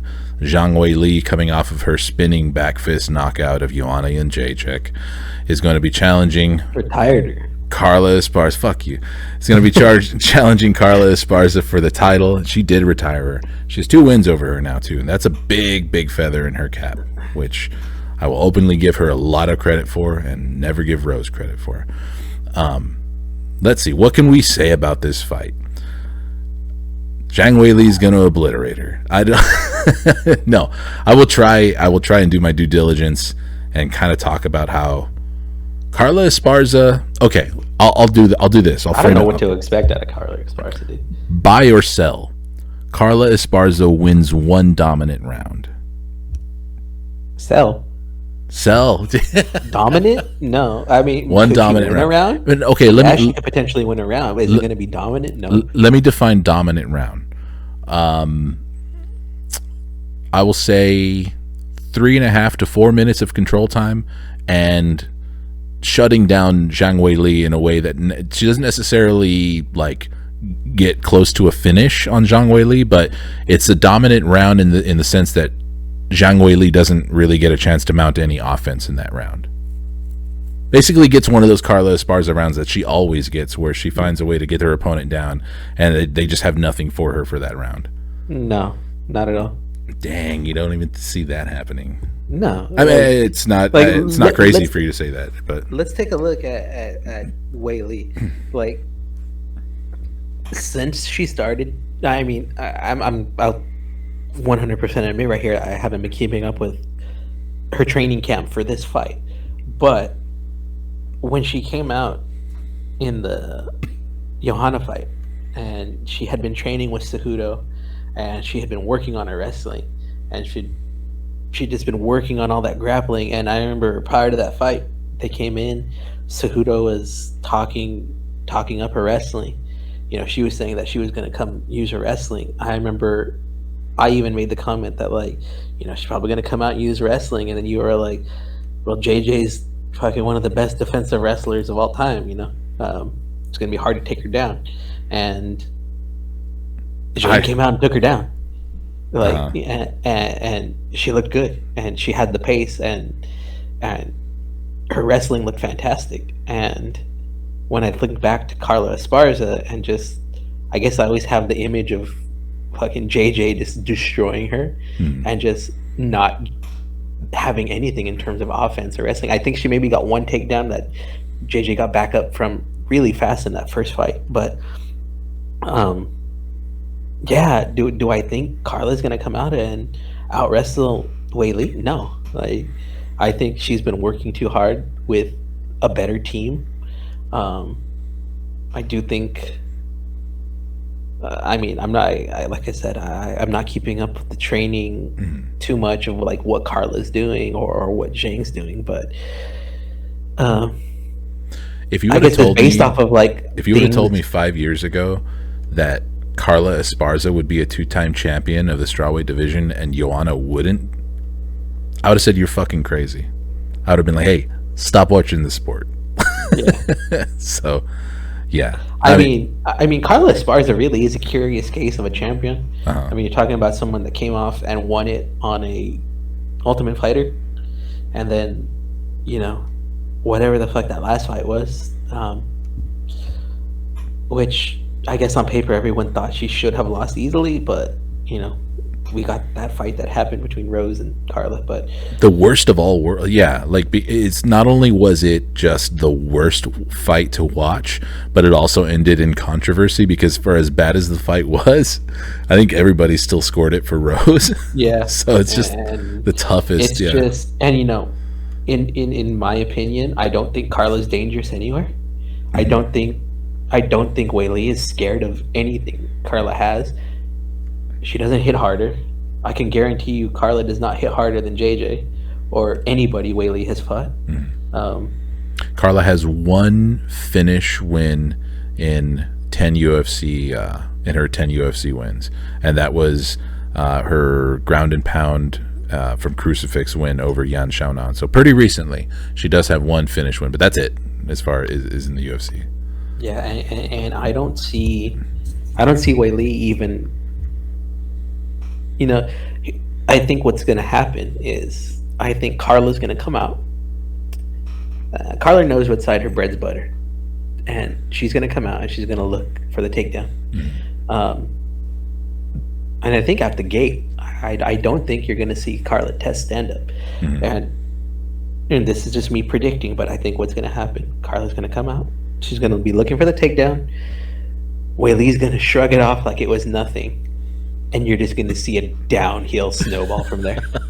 It's just going to get dirty, where she's going to start diving from fucking 30 feet out with these desperation shots and shit. And yeah, I honestly see fucking Weili by whatever she wants. It'll be end again very, very, very easily, it looks like. We do the fighter, athlete, martial artist thing with, once in a while, where we kind of try and break them down into, what their their graph would look like, how they fall into each area. All fighters are all three, but some obviously very much more one than the other. Oh yeah. Zhang Weili to me is the perfect triangle. Like, she's all three. She is a fighter. She's an absolute dog. Excuse me. She's an absolute dog. If the fight turns into a brawl, she's there for it. She has killer instinct. She could just turn it on. She's animalistic in the way that she'll go for the kill. I harken back to that finish of Jessica Andrade, Yeah. She's evolving. She gets better every time out. I thought she won. Honestly, she impresses me. Yeah, I thought she won the rematch. It wasn't the most impressive win, but I thought she won the rematch with Rose. She will look at how she lost a fight. Damn, watch. She'll look at how she lost a fight and immediately address that thing. So, I mean, that's the martial artist in her. That's the always be better than what you were yesterday, and I truly see that in her. And I think she's one of the. I mean, I shouldn't say the few, but just in terms, I think she's like the easiest, most go-to example of that. And then she's obviously a specimen. She looks like she was made in a lab. She's always training. Like, if you follow her on social media, she ain't posting anything leisurely. She is always. She's never at no beach. She's never fucking. No, she is hitting bags all the time, training. She's a fucking Goku. Sometimes some questionable training methods where I'm like, what is that? But yeah, who might have taught it's working. Getting some different looks. And I asked you the buy or sell thing. I could see Carla taking a round but it's going to depend on if she can get to the later rounds. Because to me, that's when Carla does that. That's when she steals a round. I think back to some of the fights. I think back to the Marina Rodriguez fight, which I thought Marina won. That was Marina's previous loss before this Lemos loss. But that was a fight that I thought Marina was in control of, and then she does that. She gets a late takedown, and then it turns it around. She steals rounds. I think that can only happen if, for whatever reason, Zhang Weili gets a little tired. Maybe if we get a little bit of a Homer Simpson kind of going on, and she just beating the shit out of Carla Esparza for 3 rounds of just dominance, and she's taking a round off, and Carla catches her with a takedown on timing or something, because I do think that like there's no reason why Zhang Weili should be getting taken down by Carla Esparza. That sounds fucked up to say, because it's like, dude, Carla Esparza is a proven commodity in wrestling, but I have faith that Zhang Weili has improved enough in those areas where she's going to be able to get to edge those exchanges out with pure athleticism and with, you know, the new wrestling skills that she's picked up training with Henry Cejudo. Yeah. So yeah, I don't see a path. I don't see a path to any kind of a victory for Carla Esparza here. I think this is the easiest, like the most locked in like fight on the card. But I could see, and it's not gonna be likely, but I could see Carla stealing a round. But it's gonna be a very, very specific scenario, and it's gonna be much more likely that she's gonna get just touched up in a way that she's not gonna be able to do that later on. I see it being a finish, 5 rounds. I would like Carla Esparza's chances a lot more in 3 rounds. Oh yeah, 3-round fight is a lot better for Carla. But I think if I guess here's the thing with the card is, I think when I look at all my picks, I think I have every fight finishing by some sort of finish, and you start to second guess yourself. You start to think like, surely there must be some decisions. Yeah, there's got to be some decision here, and I can see Weili wanting to just come out and just out wrestle her and just kind of do the same thing that Carla likes to do to her opponents, and just to prove she's also a better grappler. But I currently have my verdict picked as Weili by decision, but you know, that could easily be Weili by knockout in round 1. Yeah, I mean, to her credit, Carla has only been finished twice in her UFC career, and that was to Joanna Jędrzejczyk and Tatiana Suarez. So, yeah, I mean, if we can give her, if she has any feather in her cap, it's that she's also very durable. I mean, I shouldn't say the only feather in her cap. She's a good wrestler, and she's using it. She's used it to get her strawweight title back. But I guess I'm gonna be honest. She's a decent wrestler. She's got too many split decisions, and she's got the majority decisions and stuff like that for me to call her a good wrestler. Because to me, in my opinion, a good wrestler is going to dominate you for the entirety of the fight. And when you have a grappler that's consistently winning split decisions or majority decisions or controversial decisions, I think that's kind of telling of where that kind of skill level's at. Is Carla Esparza the less sexy Mackenzie Dern of wrestling at strawweight?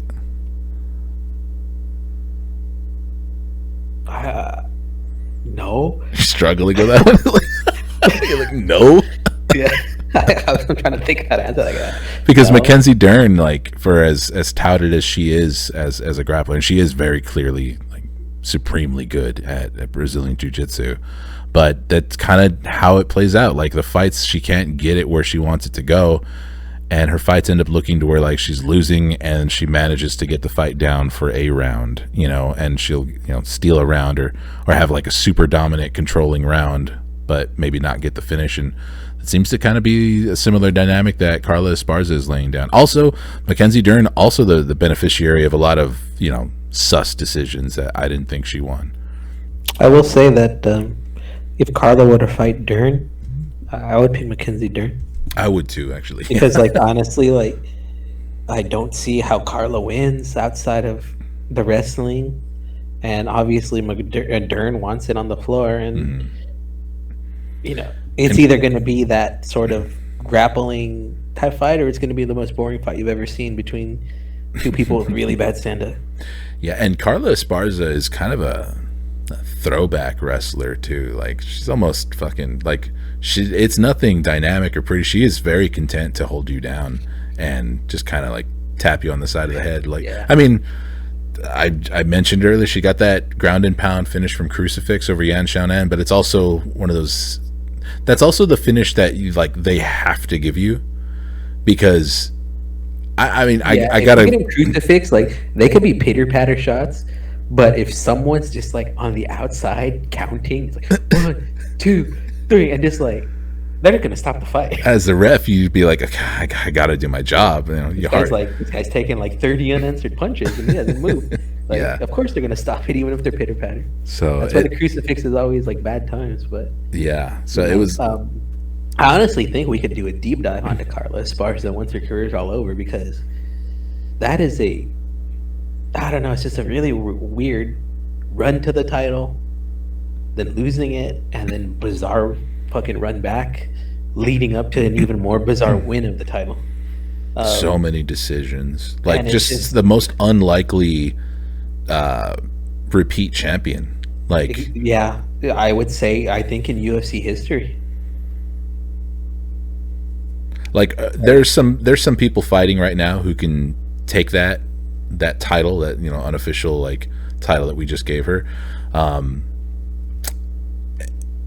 maybe I could argue against it too, but like if Juliana Pena got the title again somehow, whether she fought Amanda Nunes for it or whatever, or upset her again, like she might be the more unlikely repeat title No winner. way. But No not way. but and here's my argument against what I just said also too, though, but not really, because she's right there, and if Amanda just doesn't look good in her next fight and Juliana Pena talks like we know that she is going to, like, I could see just because she has the opportunity to get in there again so easily potentially, whereas Carla Esparza had to fight the whole damn division for 6 fucking years.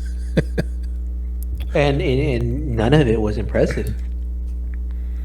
Like, that may sound harsh, but none of it was impressive. Like, go ask fucking anybody to go watch those fights again, and you're not really gonna want to.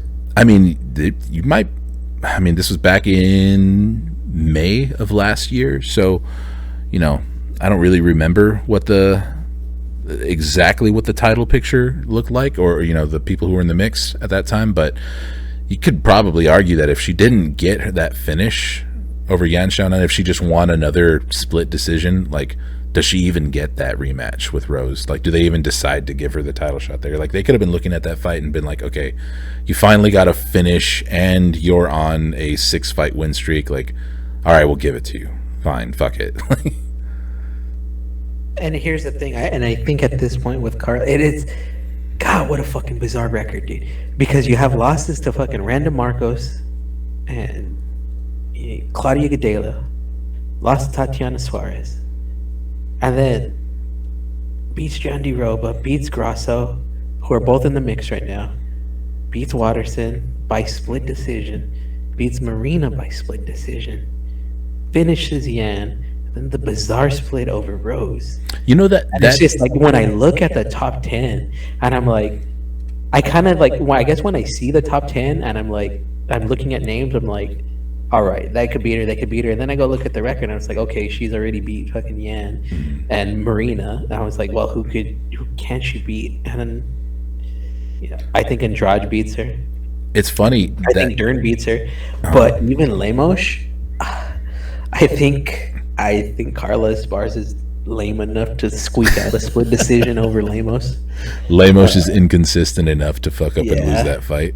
And so when you look at like the top 5, top 6, it's like she's got wins over a majority of them already, but it still doesn't make fucking sense.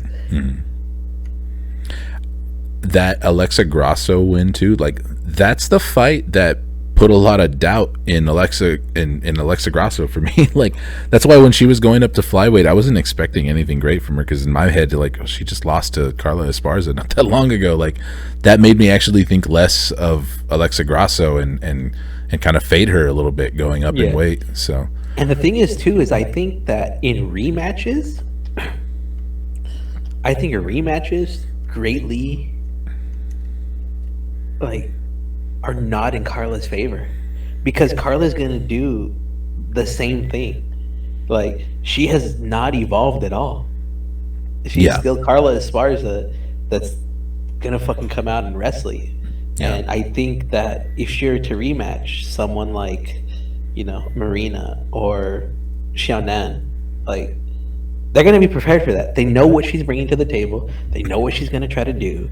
They know what she's going to be looking for. It's not going to change. She's not all of a sudden going to come out and fucking be K1 Carla or, anything like that. And so I think even in rematches at this point, like, I still wouldn't pick Carla against these people, Yeah, and Jonan just survived on the ground with Mackenzie Dern. So exactly. Yeah. And it's like, and that's, like you said earlier, that's another fighter that gets better each time. So, like, when you have one fighter that's consistently getting better, yet and you have one fighter that hasn't really evolved, but yet is able to consistently grind out some of those dirty wins, like, I can't favor Carla in almost any rematch at this point either. So that's why I'm sorry this turned into shit on Carla Esparza, but it's why I look at that Joanna Jędrzejczyk, how she lost the title to her, and I see that performance, and I think I don't see any reason why Zhang Weili couldn't do that. Yeah. And it seems fucked up because that fight was 7 years ago. So you want to be like, well, no, obviously Carla Esparza is improving that too. But she, like you said, she's the exact same fighter. Like, she may have gotten better at those specific things possibly, but she hasn't added any new tools to her game at all. So maybe she's sharpened the tools that she does have, but she's also gotten older. But that comes with veteranship also, which is something that I rank pretty highly. I think it's something that a lot of people like forget to factor in, but veteranship is also a thing. So I always have a feeling though that once you start relying on, they're a veteran, like, you're in some bad times at that point, man. Like, when that's like the thing we're praising. yeah, you've been through the ringer, so.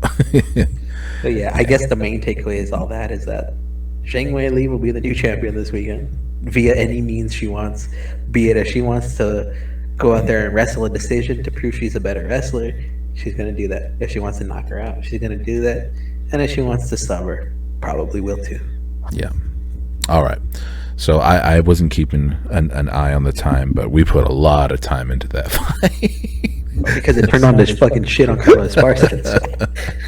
So let's finally transition to, and I'm going to go ahead and apologize early to Frankie Edgar and Hinata Moicano because we might not get to those fights.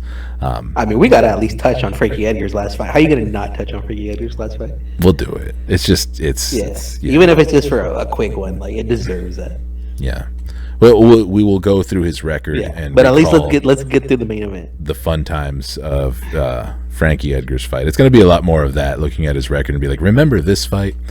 But Alex Pereira, we're gonna have like a deep dive segment on this podcast at some point. Yeah, I mean, a lot of people will probably look at the run time on this episode and be like, that was deep enough, guys.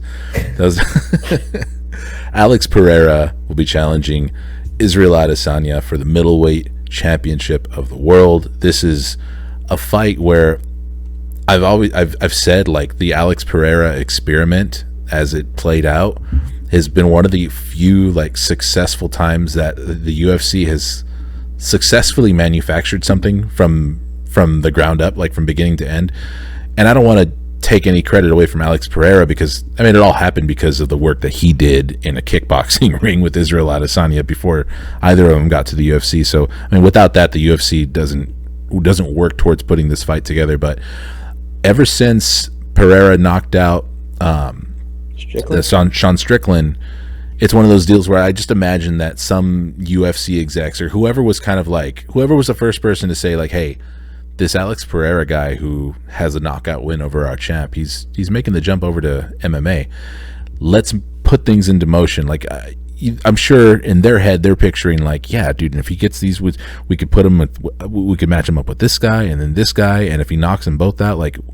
And he avoided grapplers the whole way through. Yeah, it was completely set up. But it's, even though the UFC doesn't hesitate to try and do this, we've seen the experiments throughout the years. We've seen the Paige Van Zants and the fucking, what's the super wholesome creepy kid? I'm blanking on his name. Who does the front? Yeah, we've seen the Sage Northcuts. We've seen these types of experiments where the UFC has a project fighter.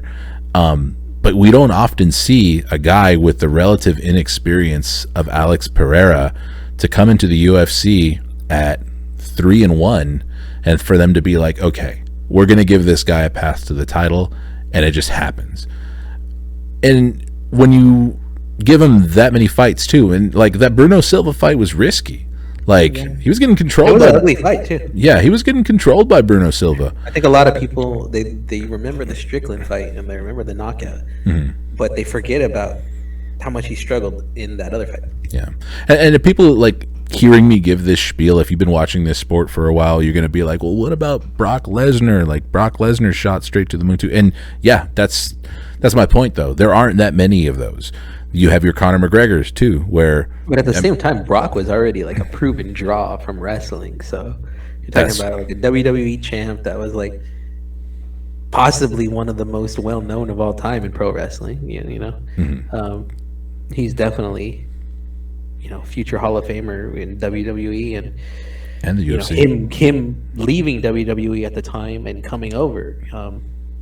It was a big deal. People wanted to see him. They knew he had the wrestling credentials. They knew he had the athleticism and everything. And so, that was something that made sense. Yeah. Pereira's doesn't really have that same star power. What he has is the knockout. And which, thank God, was recorded. Like, you know what I mean? Yeah. Like, who knows how many kickboxing fights Israel Adesanya has there? Or anybody. Like, it's harder to find kickboxing fights. It's not as centralized as MMA.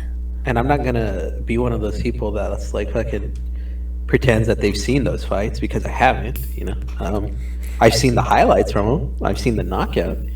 I haven't sat there and watched the whole fight from start to finish. But from what I've read is that it was the whole Izzy was winning till he lost type thing. And, yeah. I just watched the fights yesterday because right before then I was exactly like you two, and I thought, okay, well, if I'm gonna actually break down this fight, I should watch them. and no hate on you didn't know you were going to be doing this show with me till today, like earlier today. So, but I did watch him. I pulled him up, and pretty much that. He did well. It was the first fight was really close, and in the second fight he was pretty much winning until he lost. He got knocked out.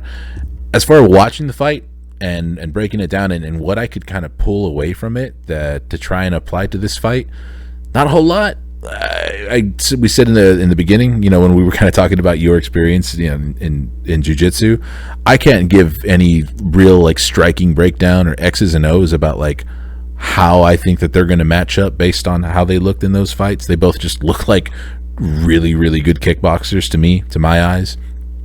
But if I'm going to apply anything from that, it's that I think the movement, or rather I think the cage versus the ring could potentially be a factor, given the experience that Israel Adesanya has put together in MMA and being like 22-1 now. Yeah. And Alex Pereira only coming into this fight 6-1. I think 23-1 for Israel Adesanya. I just think, surely he's training in a cage. He has 7 fights that pro fights in a cage, but there are angles that I think that Israel Adesanya has been in there longer now, and the footwork, the movement might stifle him a little bit, because watching those kickboxing matches, I did see an instance where, if I'm going to like kind of summarize their styles a little bit, it seems to me like Alex Pereira is a much more like offense-minded kickboxer, and he's just devastating with the punches. We could talk about his left hook. Anybody who's listening to this has probably watched his last fight. And to me, Israel Adesanya, he came off as just the more, I guess, well-rounded striker. He seemed more willing to use lateral movement and kind of like stick and move a little bit more. I'll just say this out the gate. Israel Adesanya is the better fighter. Oh yeah, because he's in mixed martial arts. Well, it comes down to, is he going to be a mixed martial artist in this fight, or is he going to fight Alex Pereira as a kickboxer? Are we going to get a kickboxing fight? You're going to get a kickboxing fight. I don't think you're going to see Izzy grapple at all. Honestly, I think it's gonna. I actually have Izzy by decision. I don't know if it's going to be a fun fight. I think it has the potential to be kind of a snoozer. I think there's a lot of hype because of the previous knockout and things like that. But yeah, because their kickboxing matches weren't fireworks either. They weren't in terms of just overall fighter, like, yeah, Pereira might be the better striker, but Izzy's the better fighter. I don't think Pereira beats the competition that Izzy beat. Can he? Well, of course. I mean, Alex Pereira could knock anybody out. But do I think he would beat the same people that Israel Adesanya has beaten? No, I don't.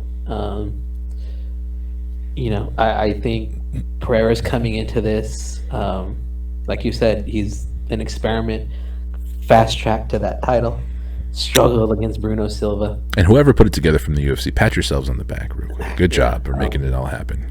When he got that knockout, I was like, they did it. They fucking did it. Yeah. But sorry, go on. And I honestly think you're going to see Izzy just kind of be on the not necessarily always be on his bike or on his back foot, but I think you're going to see him definitely play kind of like the defensive counter type game. Yeah. Which the cage benefits him even more for that too. There's less places for him to get caught and to get stuck in, which it looked like, to his credit, Alex Pereira was walking him down a bit in those kickboxing matches. And if he thinks he's going to be able to cut him off like that, well, he shouldn't think that. Like I said, he's been fighting in a cage now, but yeah, just the experience for Israel Adesanya. And let's be real, like Sean Strickland walking flat-footed right in front of you with his fucking hands at his fucking chest, like, you're kind of asking to get knocked out, man. Like, the amount of people okay, I don't mean to derail your point, sorry, but the amount of people who have been talking about fixed fights lately, especially coming away from the Jake Paul, and I'm surprised. I don't think it was fixed at all, but I'm surprised more people weren't potentially thinking that Sean Strickland threw that fight, because, like, dude, what are you doing with your hands against a guy like Alex Pereira? Like, there's just such Sean Strickland fights, though. Like, watch any of his fights. That's just how he moves. Oh, I agree, and that's why I said I didn't think it was fixed. I'm just as did people think that was fixed? Was that a thing? No, my point is I'm surprised that more people potentially didn't think that it was fixed, because I mean, I think people are smart enough to realize that Sean Strickland's also an idiot. So that he is, yeah. He came out. He said he wanted to, like, fucking prove something. And he's gonna do, he was gonna knock him out, and that's what happens when you fucking think you're gonna outstrike someone that's a better striker than you, with your hands down. Yeah, it's walking forward flat-footed. Yeah, you're more likely to be like an outmatched Brazilian jiu-jitsu guy who's going to, like, get a upset submission on, like, a fucking red belt or something, than you are to just be like, I have no business kickboxing, and I'm going to try and outstrike the striker. Because you could always punch a grappler and compromise them to where suddenly it's an even grappling match. Yeah. But you are never, like, going to do that. You're never just going to become, I mean, anyone can get caught, but yeah. Yeah, I think this is a fight that's also being done for Izzy and kind of his legacy, so he could finally get that win back, even though it is in a different sport. And honestly, I don't see this fight being that exciting. Honestly, I think it's definitely going to get overshadowed by the co-main and the people's main, but I really do think it's going to be kind of a defensive Izzy picking his shots versus Pahea fucking hunting for a knockout. I think it's like he wants that left hook KO, so he could have them both, one in MMA, one in kickboxing. And yeah, I think it has the potential to be a boring fight with Izzy taking a decision. I think people just see something that looks like a pretty close guarantee to be a stand-up fight, and they assume that it should be good because for some reason in some people's minds they think stand-up fight equals good fight, and that's not the case. Like, there's been plenty of fights that play out in the stand-up. Like, it's not better just because it's likely going to be a kickboxing match, because I mean, there's a reason kickboxing isn't more popular. People just don't. Can be boring as fuck. Yeah, it's not a guarantee. I do have to ask you though, Alex Pereira trains under Glover Teixeira. is very, very close, like as a coach and connected to him.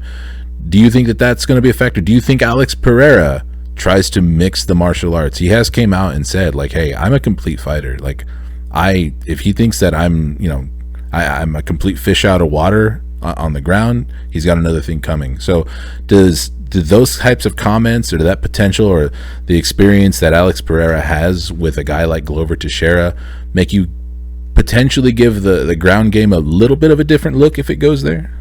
No. And that's just based on the fact that I also think that Izzy has faced better grapplers that have also tried to take him down and have also been unsuccessful. I mean, look at the Cannonier fight. If you're to ask me who's a better grappler between Cannonier and Pereira and who's going to get the takedown, like, if Jared Cannonier can't take down Izzy, fucking Pereira has no shot in hell taking him down. And that's I don't know. That's just how I think it's gonna be. Like, I think Izzy really has underrated takedown defense. The one person that was able to take him down and kind of control him was Yan, and that was at 205. Vittori tried it. Robert Whitaker, Jared Cannonier, Yoel, Paulo Costa. Yoel didn't really try and take him down, though. He didn't try and take him down, but like, I think with someone like Yoel, when the threat of the takedown is always in the back of your head because you know how such a good grappler he is. Yeah. I don't think Pereira beats any of those guys. I don't think he hangs on the floor with any of those guys. I think he gets finished by all of those guys. And so I do agree that you could train with Glover, you could train with all these people, but at the end of the day, like, the experience level is vastly different between how long Pereira's been training grappling and the level of kind of like competition he's fought, and the level of competition Izzy's fought and how long he's been grappling, because we know Izzy can kickbox. So he's probably training his grappling a lot as well to not get taken down and all this other stuff. Like, you don't need to sharpen that knife anymore once it's sharp already. There's not many people that are better strikers than Israel Adesanya in the UFC. So you don't need to keep sharpening that knife. So he has the luxury of being able to go back and just fucking focus on his defensive. Sprawl him, bro. That sort of stuff. Whereas, you have Pereira's coming in, and, how long has he realistically been training grappling for? And, grappling is one of those things that's like, yeah, you could pick it up fast, but like, if you're going to tell me, if you're going to take like a first or second or even third year grappler versus a dude that's literally fought some of the best grapplers in the UFC, then I'm going to be like, the middleweight division is all Izzy, man. The middleweight division's stupid though. They didn't try and grapple him. I've been saying it. I've complained about it so much to Brandon on multiple episodes. Vittori tried to grapple him. Cannonier tried to grapple him. Vittori sucks though. Vittori doesn't suck, but Vittori's taking down everybody he's fought. But he's a bully. I feel like it's kind of cheap to just call him a bully. I feel like a lot of people probably don't think the same way I think. When I call someone a bully type fighter, it's actually a very high compliment. Like, I think it's kind of saying that it's nothing flashy, but it's going to be a miserable fight. Like, we've talked about this before. Like, if you are a middleweight in the UFC, and if you're a fighter in the UFC middleweight division, and you get Marvin Vittori, you're gonna have a bad fucking night. There's not a single middleweight in that division who wants to fight Marvin Vittori. It's gonna be, even if you win, it's just gonna be an ugly fight. But my point is like, a lot of the people who have, I think, to me, in hindsight, like, his win over Derek Brunson is impressive to me, because I feel like, looking at his record, that's the guy who had the wrestling pedigree to upset him, and he knew he couldn't give him a chance to do it, and he finished Derek Brunson in the first round, and maybe Derek Brunson also didn't know what he was dealing with in terms of the kind of striker that Israel Adesanya was. But Yoel Romero, I was in the fucking arena for that fight. Yoel Romero wasted his opportunity. He didn't try to take Israel Adesanya down. He didn't really put a real effort into to do that. I mean, Paulo Costa, that was always going to be a stand-up fight. Marvin Vittori is not, he's too much of an all-arounder to get it done. And I'm more just complaining about Israel Adesanya. I'm not really like framing this in a kind of way to say like, well, because this and this, Alex Pereira has a chance to do that. Yeah. Now I'm just pissing on the middleweight division for the fact that they know exactly what Israel Adesanya's weakness must be, and I don't feel like any of them, other than the light heavyweight that he fought in Jan Blachowicz, has actually tried to do that to him. It's been really frustrating. Though. I feel like people have tried, but they just can't do it. And once they can't do it, well, you're stuck with the stand-up fight with Israel Adesanya. I feel like you were right, though. Marvin Vettori was legitimately just always trying to put him on the cage and take him down. I feel like Marvin Vettori is the only guy who's really actually said, okay, this guy's a better striker than me, so I don't want to strike with him. I want to take him down. And he was like the only one who really tried, but just wasn't good enough to do it. And I'll give him credit, because that means Israel Adesanya pressured him a lot too. Yeah, and Marvin Vettori, he out-grappled Jack Hermanson, so I can't knock him too much. He's clearly a good grappler, and Israel Adesanya was good enough to stifle that. I truly think that it's kind of a situation. It almost feels like the Anderson Silva situation. It's like, oh, Anderson Silva, how do you beat him? Well, you fucking take him down. Well, look how many people try to take him down. Look how many good grapplers he fought. Look how many good wrestlers he fought. How many people were able to take him down that easily? Chael Sonnen. Yeah. That's about it. It's kind of funny how the script has flipped, like from when we first started watching MMA, because Chuck Liddell was the light heavyweight champion when I started watching, and he lost it to Rampage. Well, I started watching, but it didn't really get its hooks in me till UFC 271, where Rampage won the title from Chuck Liddell. And leading up to that, as I was like kind of like, that's when I got excited, and that's when I started going back and finding people's fights on the internet and watching them. That's the first card that I got super hyped for, and I was watching Chuck Liddell's previous fights, and I was on forums like seeing what people were saying about Chuck Liddell. And something that a lot of people were saying back then, and I was also saying too, was that, oh, they keep feeding Chuck Liddell wrestlers. They keep feeding him guys who, and I mean, it's because Chuck Liddell was the king of sprawl and brawl. He was a wrestler himself, but it's kind of funny. Wrestling to keep it on the feet. Yeah, it's just funny though. Like now in 2022, the idea of saying that you're gonna feed people wrestlers sounds insane. Like if you're saying, if anything, you're feeding people to wrestlers now. And I mean, the wrestling dominant meta was a thing back then. It was probably more just a light heavyweight dynamic, and especially something with Chuck Liddell is one of the first guys to be like, no, I'm a wrestler who converted to a striker, and now it's kind of like that era of MMA as well. You know, you had a lot of wrestlers. And just purely wrestlers, like guys who just hadn't put it together with their hands yet, or fallen in love with their hands. Yeah, or just guys that were just like, all I need is my wrestling. The Mark Colemans of the world. Yeah. I mean, that was well before our time, but yeah. But yeah, you know, I think the whole, to beat Israel Adesanya, all you got to do is take him down. It's a lot easier, you know, a lot easier said than done. That is true. But yeah, I honestly think this is going to be a boring fight, man. I can see it being a boring fight. For me, it's much more of a pick'em.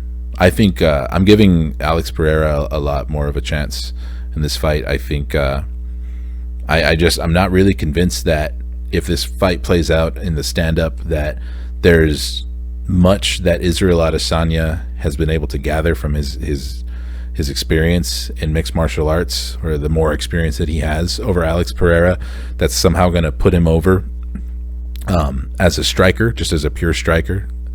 I think, like I said, I think that the cage can be a factor, and just the fact that he is more accustomed to fighting with 8 walls and you know, no 90 degree corners. So I think that might be a thing.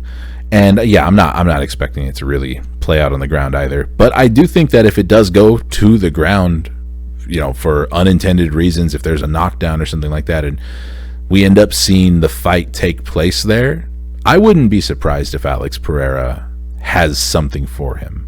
If he just doesn't look like a complete fish out of water, Yeah. because of the fact that it's Israel Adesanya. You know what I mean? I'm not expecting Israel Adesanya to suddenly look like some like a wrestler who's going to put Alex Pereira in. It's gonna. I guess it's not going out on a limb to predict that it's gonna look like two kickboxers grappling. So maybe that's not a super hot take, but yeah, I think it's a lot closer to a pick'em. But I'm gonna also pick Israel Adesanya. Yeah. I'm just not as confidently as you are. Yeah, no, I'm pretty confident in that pick, and be it by, will it be by knockout or by decision? I honestly lean towards decision.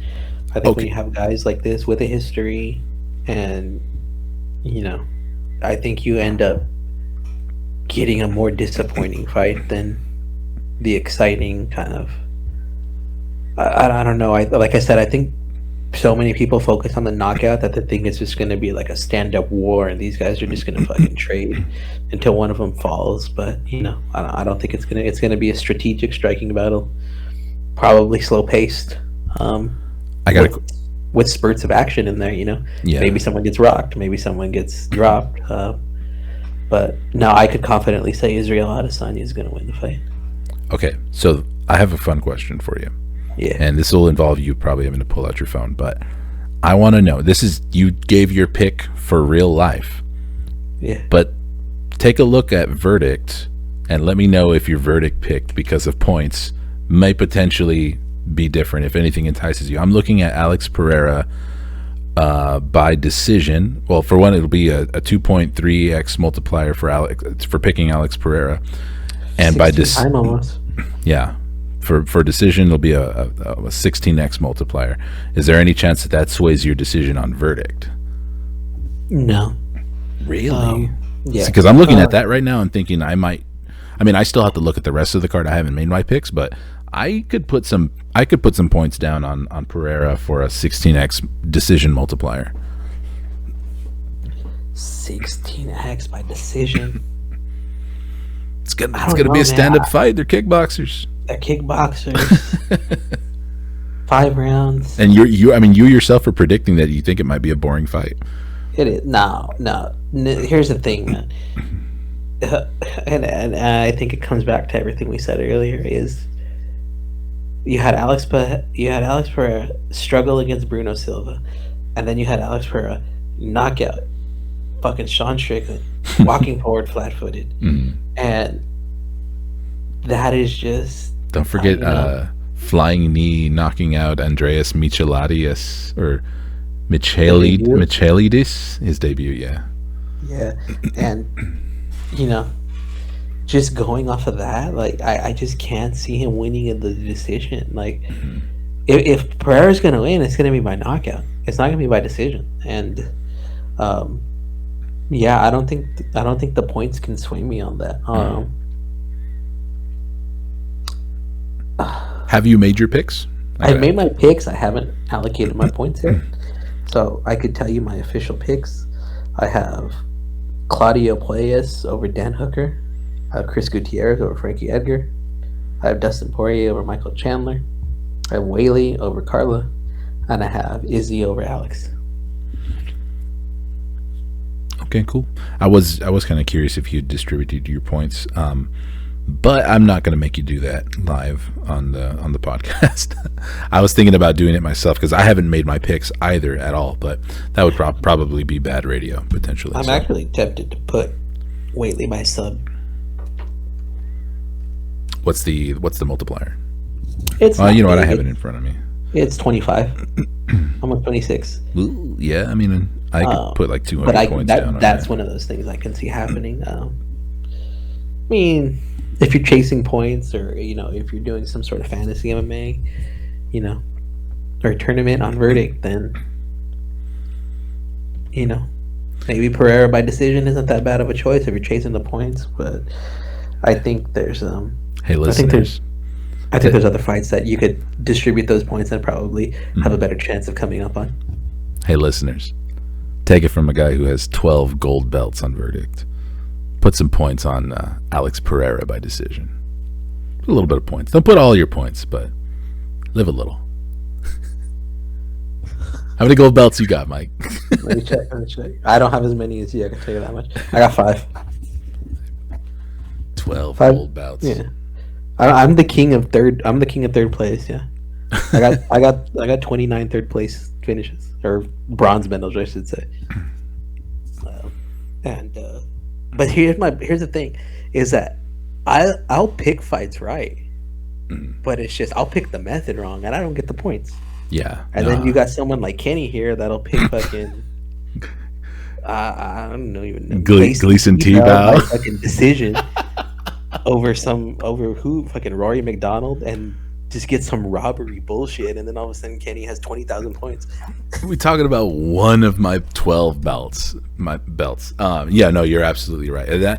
That fight came up recently, I think, on Verdict's Instagram and their social media, where I think that's still like one of the biggest robberies on Verdict.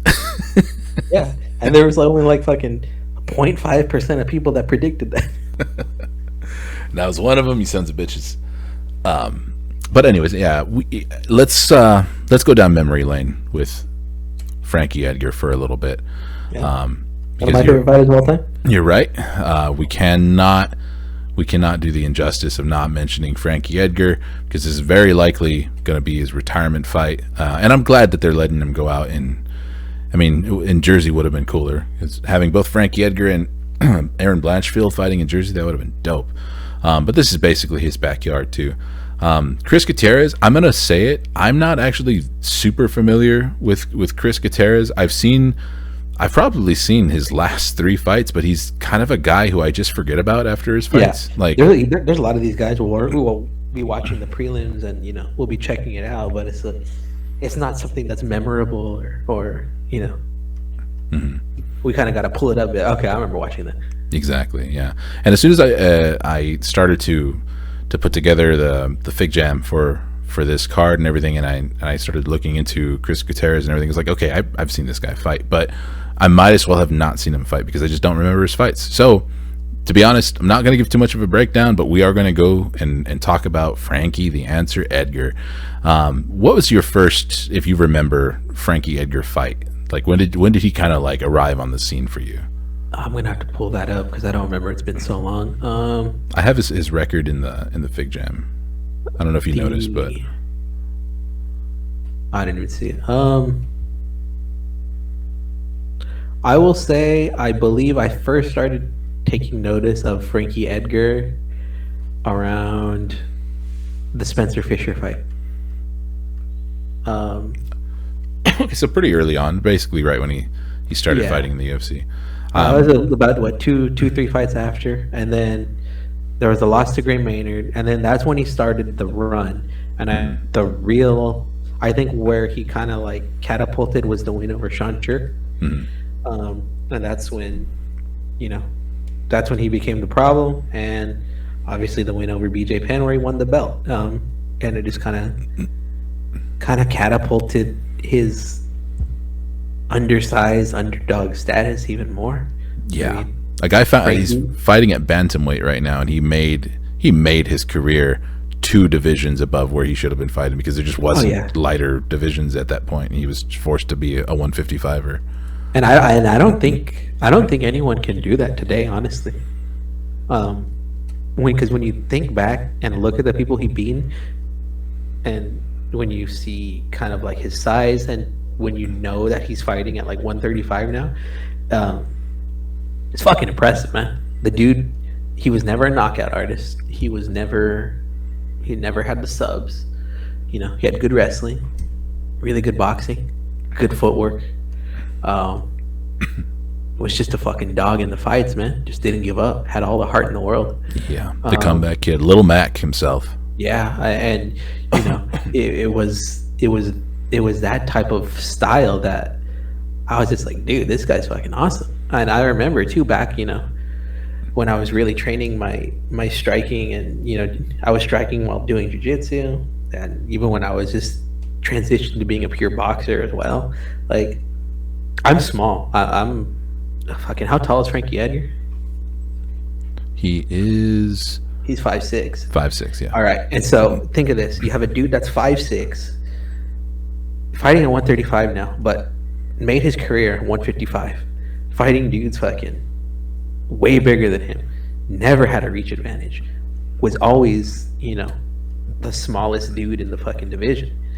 And even when he went to featherweight, I mean, the fact that he eventually got down to bantamweight, like his first fight, I was about to say, and I'll let you finish. I don't want to derail you, but his just so I don't forget, his featherweight run really underrated. Like, I'm looking at it right now, and it's like, wow, like yeah, it's fantastic. And he was the smaller guy in almost all of those matchups too. And he's never had, he's never had any, like, I would say, like, strong kind of, he doesn't have anything in this kid that would ever make him like the huge betting favorite, I feel.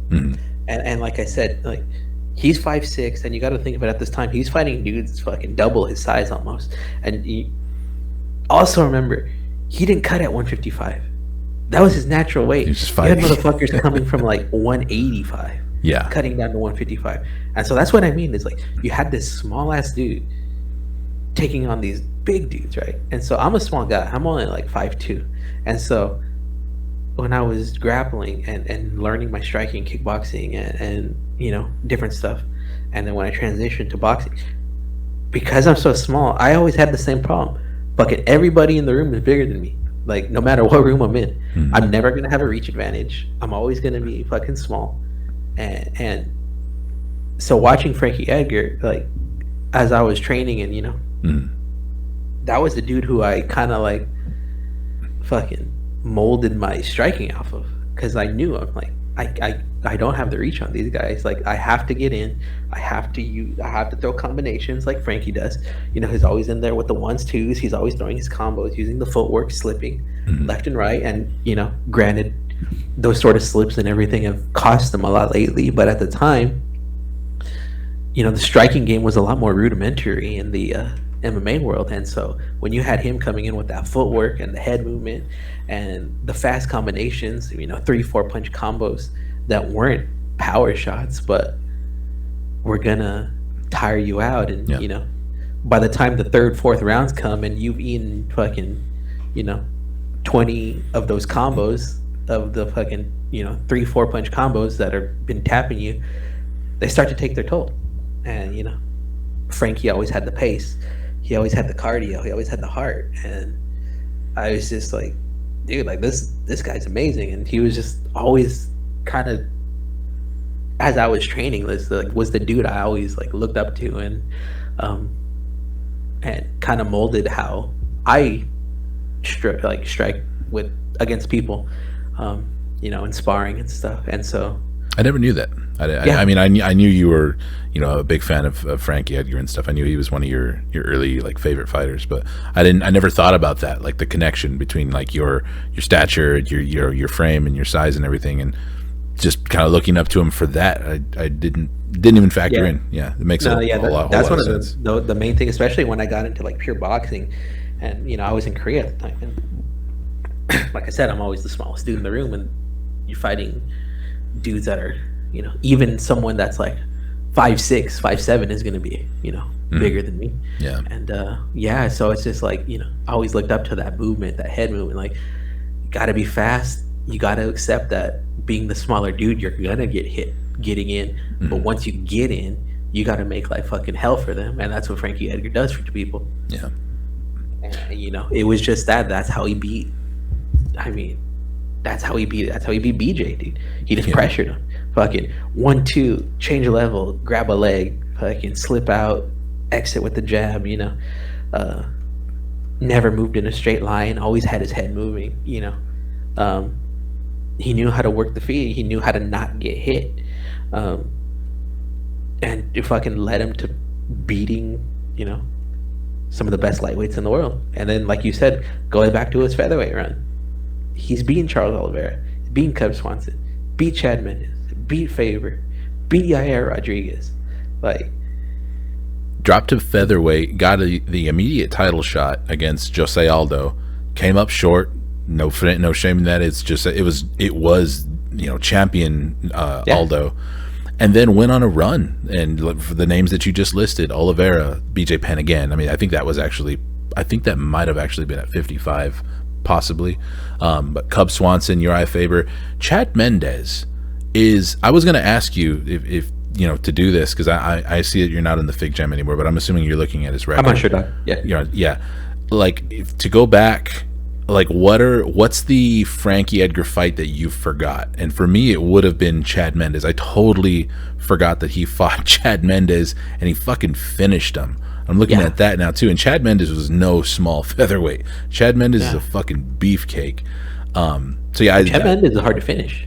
Yeah, I totally blanked that out of my memory. And that's what earned him another title shot. He challenged Aldo twice at featherweight. So because if you look at someone like Chad Mendes and you go look at who's finished him, it's Volk, it's Conor McGregor, and it's Aldo.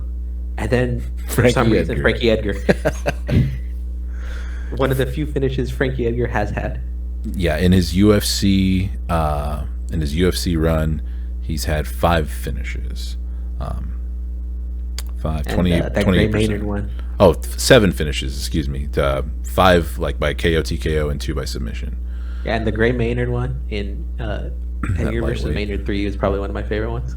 But that's just because fuck Gray Maynard. But. And both of those, I mean, the one was the second Gray Maynard fight was a draw, but both of them represented like almost the most classic comebacks in my mind. They're the first fights that always come to my mind when I think of a comeback fight. Like, I mean, we mentioned Todd Duffy, Mike Russo, and everything, and I forgot fucking Mike Russo's name. And there's a few other that pop into my head, but Frankie Edgar, Gray Maynard, that's the comeback fight. Man. Yeah. If there was ever a fucking 10-7 round in Edgar versus Maynard 2, it would have been in that fight. Yeah. And to come back and arguably win the fight, but I mean, win the fight in terms of how many rounds he won, because he took over that, after by the third, and I think I would have to rewatch it, but I'm pretty sure he probably won the third, fourth, and fifth round. Yeah, but pretty much, because that, and this was back in 2011 when you had to fucking kill a motherfucker to get a 10-8. Like, it's not like today. Like, Gray Maynard, I'm sure, only got a 10-8 for that fight. Gray Maynard would have won that fight back then. So if it was now, yeah, easily, because they would have gave like a 10-7 probably. Like, honestly, like, if I was the ref, I would have stopped that fight. Oh yeah, absolutely. I don't remember who the ref was in that fight, but motherfucker, like, thank you for letting them fight. They let they let Frankie Edgar be a warrior, and yeah, like you said, because I think if you're to stop that fight in round 1, even if he's not completely out, but he's just, we've seen standing TKOs and stuff. Like, I don't think anyone's going to complain about it. And it just made it all that much more special that in their trilogy, Frankie had the same thing happened. He got dropped. He was in all the trouble in the world early. Like, it was the exact same thing, but then he didn't let the judges decide. He went and fought, and he got the finish, and still just like, yeah. And that ending sequence is always stuck in my head too, where he's like has Gray Maynard like reeling and backing up, and he's just coming forward and hits them with it, just like punches through his head. Like, it's burned into my memory. Honestly, Edgar versus Maynard 2 is, I think, possibly in my top 5 fights of all time. There's one point in Edgar versus Gray Maynard 2 where maybe, okay, here's a fun thing too, is that we always do this where we swear we remember things to be a certain way, and we'll actually go back and watch. And we go back and watch, and it's like kind of boring or something. Yeah, it doesn't play out the way we thought it did. Where I'm not really worried about that with this, because it's legendary. It's, a lot of people agree with us, but I in my head I do remember there being a point where Frankie Edgar, I think he ducks under a punch from Gray Maynard and gets the double leg and like lifts him up, and it's just like a clean, like deep, like double leg, and that takedown. That deep, and then he like dumps him off to the side. Exactly, yeah. And that, like, in my head, that was the turning point of the fight for me. It was like, shit, like it's turned around, like, from that moment on. And I kind of want to rewatch the fight now and see if that really was like, okay, now from this point on, Frankie Edgar is winning. But that's what it felt like to me. No, that was definitely because he had come out and it was like, dominate, and then he came out and he hit that takedown, and that was just when it swung, and he just started to come back from there. And like I said, if you've never seen those fights, because I guess I kind of forget that sometimes we've been watching MMA for so long, there's a lot of people that probably haven't seen it. Go watch it. Like, literally, go watch 2 and 3. Like, you don't need to watch 1. It's it's an early fight in both their careers. Yeah. But go watch 2 and 3. Like, those are 2 of the best fights of all time. And you know what's funny? It was not an early fight in Frankie Edgar's career. I mean, he was 14-1 going into their, or I think it was 13-1 going into their second fight. But I mean, it was for the title already. So Yeah. I always forget about that too. Like, I mean, he'd already had the 2 fights with BJ. I wanted to ask you about this too because he. No, wait, which one? Which fight? I think I got confused right now. What do you? I would say the early one was the first fight. Oh, yes, you're right. That was in 2008. Oh, yeah, you're right. You were talking about their very first fight. Yeah, that one was the first fight. Like, yeah, that's true. That was 9-0 versus 4-0 at that time. So, you're right. Yeah, the 2 other fights, and then Frankie Edgar's also known for his title reign kind of being this, like, he fought BJ Penn twice, fought Gray Maynard twice, fought Benson Henderson twice, and that was the kind of thing where it's like, at the time, the lightweight division was like, we're tired of these rematches. Yeah. A lot of people didn't think Frankie Edgar won the first fight with BJ Penn. Because of the era that we started watching in, we probably didn't have as much like rose-colored glasses for BJ Penn like some people do, because I know, like, if we had started watching like literally just like a year or 2 earlier, we probably would have been huge BJ Penn fans. Yeah. But I wasn't. When I came into the sport, Sean Shirk was the lightweight champion, and BJ Penn got that title back. And he looked dominant for a while there. But did you agree? Like, was there ever any controversy for you as far as those BJ Penn wins? Like, did he win those fights? Because I'm also going to ask a similar question with the Benson Henderson fights right now. I remember the BJ fights because I remember the first one was that was the very, very first, I want to say, Abu Dhabi card where it was Silva versus Maia. I will have to look it up. You probably be able to be in a better position to look it up than me. Yeah, I was right. That was the very first Abu Dhabi card. It was UFC 112. That was when Silva versus Maia. Did I watch it live? I don't remember if I watched it live or if I caught a replay on that. But from what I remember, because I remember at the time going into it, I believe BJ still had, like, I want to say he still hadn't been taken down at lightweight. And when it came into the first fight and Frankie took him down with relative ease almost, I remember that was kind of a big deal at the time. Pikachu shocked face. Yeah. And it's like, fuck, dude, this guy fucking beat down BJ Penn. And BJ Penn was always known, you've seen dudes grab his one leg and, get a deep single, and he's hopping on one foot and he still manages to avoid a takedown and stuff. We're talking prime BJ here. Mm-hmm. People don't realize how hard he was to take down. I believe he actually had like 100% takedown defense rate, and he had fought really, really good grapplers. And so for Frankie Edgar to come out and do that, it was a big deal. But from what I remember, Frankie Edgar was a plus 588 dog in that fight. Massive dog. I remember Frankie winning. I had Frankie on my card. Mm-hmm. I didn't think it was like a controversial decision. Yeah.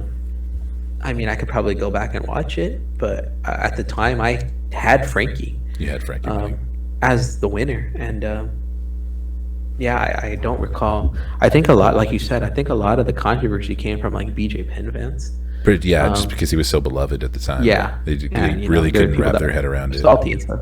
Yeah. And so they did their rematch, and he got handled even more easily. I think that kind of settled the controversy and all the answers and stuff. And then you move on to Benson Henderson, which I actually feel that Frankie actually won the first fight. Interesting, because I think most people think that Frankie won, or I feel like I remember most people thinking that he won the rematch, but who cares at this point? Yeah, and I remember the rematch, and then he lost the split decision, and and I think I would have to say I probably would have been more likely to say that the Benson Henderson fight was the robbery over the BJ Penn fight. But the Ben Henderson fights, both of them were both good fights, both close. I think you run that fight back in a different city with different judges, more than likely it goes a different way. But I guess when you look back, was his reign like one of the best? No. Beat BJ, beat Gray Maynard. As an underdog, it was great. I think that's what makes it special in most instances is the being an underdog factor is what makes his reign great, and not necessarily like what he achieved overall. The underdog and being undersized, and not cutting weight in a time where this was back when before all the new rules and stuff where you could do IVs, you could do fucking everything. So dudes were cutting massive amounts of weight, and in the pre-USADA era. And how many guys actually fight at their natural weight even now? Like there's not many. If they do, they're in the Eastern Hemisphere mostly, probably. Maybe Darren Wynn, but I just think it's the underdog, undersized, beating a legend like BJ Penn at the time when BJ was considered the GOAT lightweight, taking down BJ Penn, the comeback against Gray Maynard, and then the finish of Gray Maynard. That's just like, dude, this guy was literally Rocky of the UFC. That cemented him as he was legend status at that point already. Like his featherweight run was a cherry on top. And it's not like he was getting dominated in those losses either. Like you said, the Benson fights could have gone either way, and flip a coin or put it in a different city, we probably have Frankie continuing his reign.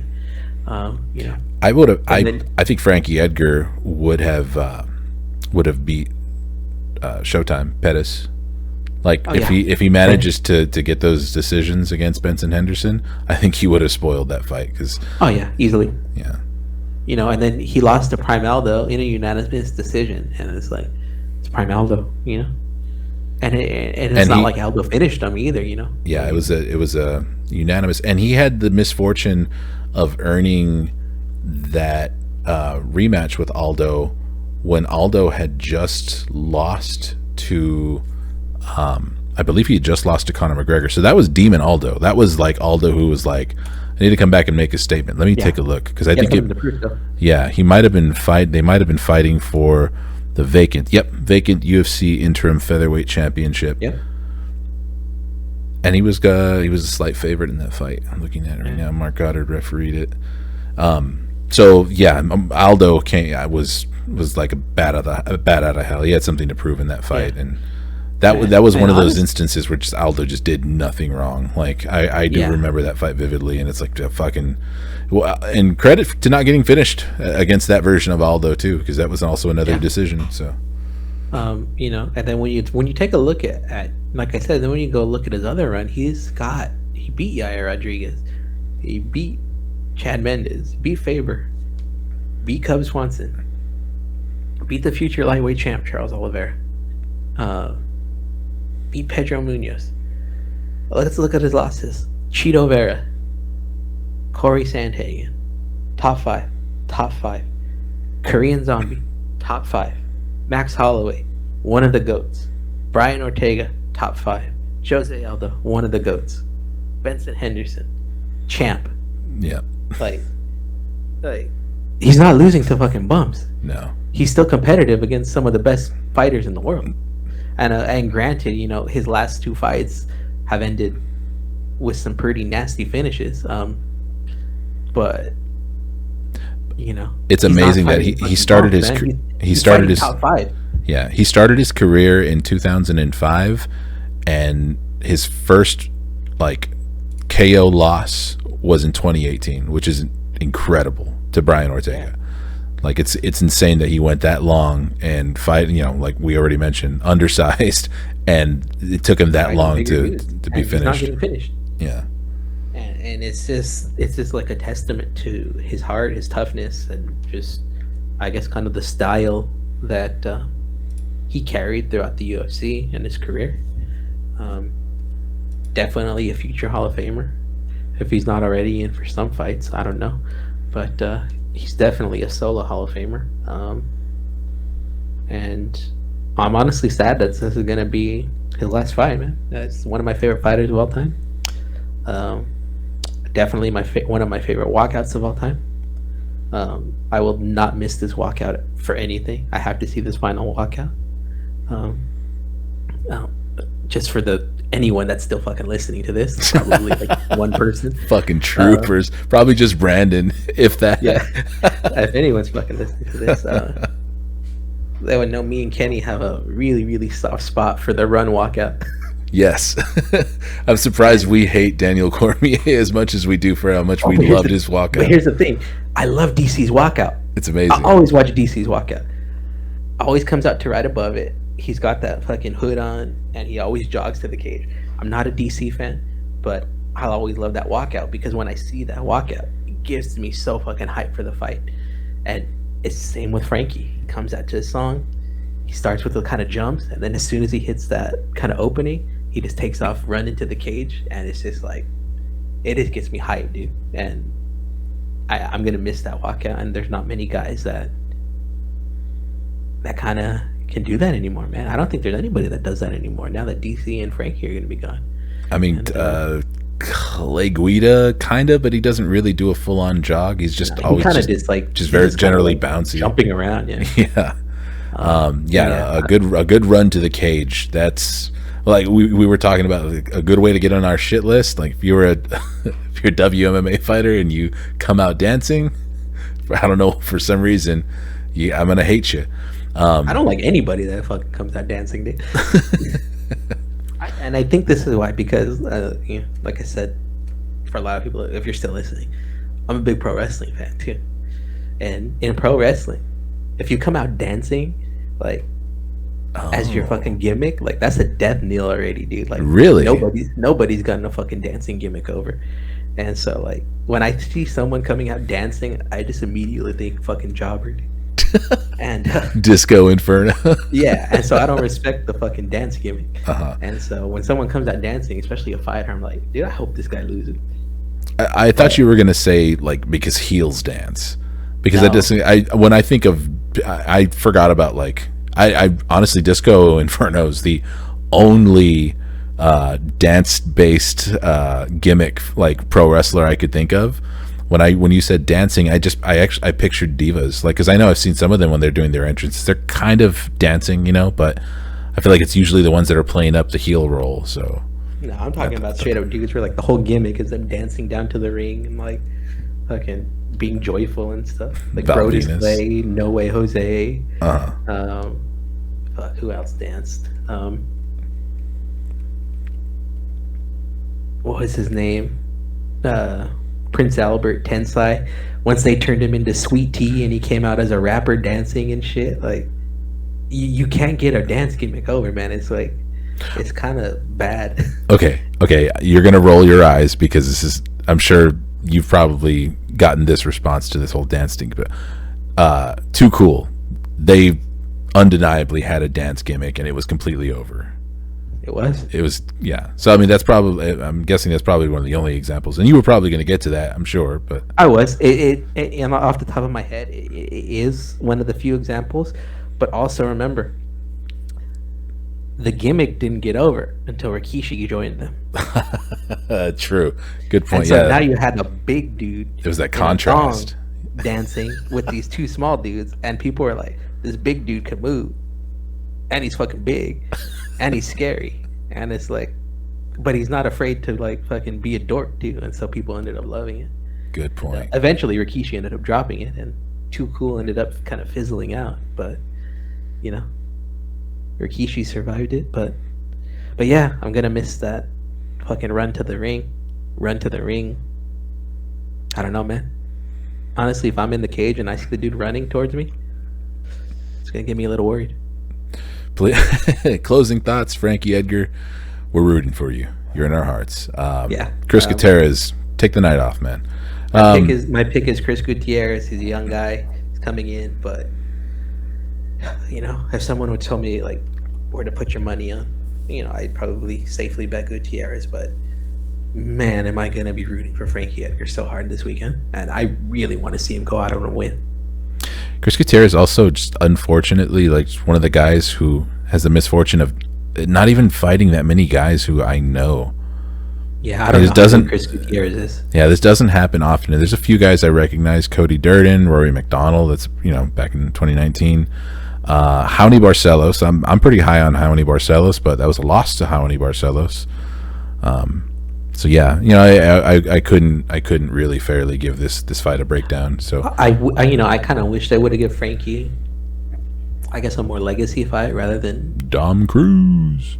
Yeah, Dom Cruz would have been a good fight. How the fuck do you not do Dom Cruz rather than a kind of an up and comer? But because because like what, it's not really going to do anything for Chris Gutierrez, because the people who are like who love Frank Edgar, who still hold him in high regard, it's not because he's still doing great.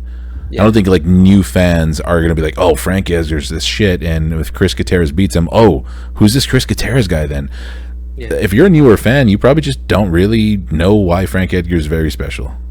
Or you kind of just go off his recent losses and are just like, all right, then it's feeding this dude. Yeah. To fucking Chris Gutierrez. And so it just doesn't even really do much for Chris Gutierrez, unfortunately, other than make guys like us look at him and be like, you asshole. You fucking... Yeah, and honestly, if he wins and if he finishes them, like, the dude's probably going to get booed out the building. Yes, in even New York. Even if he's a nice guy, like, yeah. It's, you're not going to come out looking good beating Frankie Edgar in his retirement fight. Which is why if you give it to someone like Dom Cruz or someone that could take it and be fine, like, nothing's going to happen to them. They're already established. But looking at his record, I mean, we could at least take a little comfort in the fact that in his entire career, Chris Gutierrez has 3 finishes by KO or TKO. Yeah. And that's in, his record's 18-3-2. So, despite not really knowing what he brings, and one of them was his most recent finish, the spinning back fist and elbows. So maybe, honest, I'm looking at the record. I saw these cards. It's Blades versus Dawkins, Dern versus Rodriguez. Wait, Blades versus Dawkins was your wedding day. Oh, I didn't realize that. I didn't see that. That's probably why I don't remember that. Yeah. That fight either. But we saw the Dern versus Rodriguez fight. We saw the Usman versus Burns card. And so we've seen him fight before. It's just one of those cases where I just don't remember his performances. Yeah. I guess winning a split decision is just one of those things. It's like, all right, this guy won a split decision. It's just another one of the fights on the card while we're barbecuing or something. Yeah. You just don't do anything. It jumps out to us. Yeah, I don't really see how you make an interesting splash in whatever division. So, yeah. Cool. Quick pick. Renato Moicano, Brad Riddell. No breakdown, just make a pick. Riddell. All right, cool. I'm going Riddell too. I'm hoping he breaks this 2-fight losing streak. Yeah, he's looking to bounce back right now. Yeah, but that's a tough matchup for him too. So yeah, it could still go either way. I wouldn't be surprised if Renato Moicano pulls it off. And in fact, I don't even really know who's going to win this fight. Honestly, I'm rooting for Brad Riddell. So yeah, I always make that distinction too. There are my picks, and there are people who I'm rooting for. And yeah, I'm hoping Brad Riddell picks it up, because I think he's one of the I think he I worry that he could be falling into like the Dan Hooker kind of reputation, especially as a guy who's coming out of city kickboxing. Yeah. But I do think that he's fighting at lightweight, and so was Dan Hooker. But I still think Brad Riddell is something more special than Dan Hooker. So he's got that Tiger Muay Thai experience that me and Brandon are very high on. Cool, man. Well, let's put a bow on it. Thanks for joining me. Thank you for having me. It was a great time. 3 hours and 15 minutes, dude. This is our longest episode probably by 30 minutes, because I don't think Brandon and I have gone longer than 2.5 hours.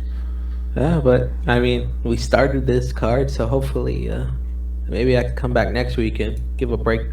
Join the breakdown on it at least, because if I'm gonna start it, might as well finish my thoughts on what the card did, right? Yes, absolutely. Yeah, no, for sure. Make time. We usually record on Mondays, Mondays or Tuesdays generally. This week was a little bit different, but yeah, no, for sure. We want you here to eat crow on whatever picks you got wrong too. So Almost definitely, and I'll take it as well. So, but yeah, fantastic. thank you all for having me. I really enjoyed my time. All right, everybody, if you're still listening, fucking God bless you. Don't forget to hit like, comment, subscribe, do all that good stuff. Don't forget this song in the outro is Stop Giving Away by Macondo. Go follow them on social media, Macondo. If you like that jam, we will see you guys next time. Have a good night, everybody.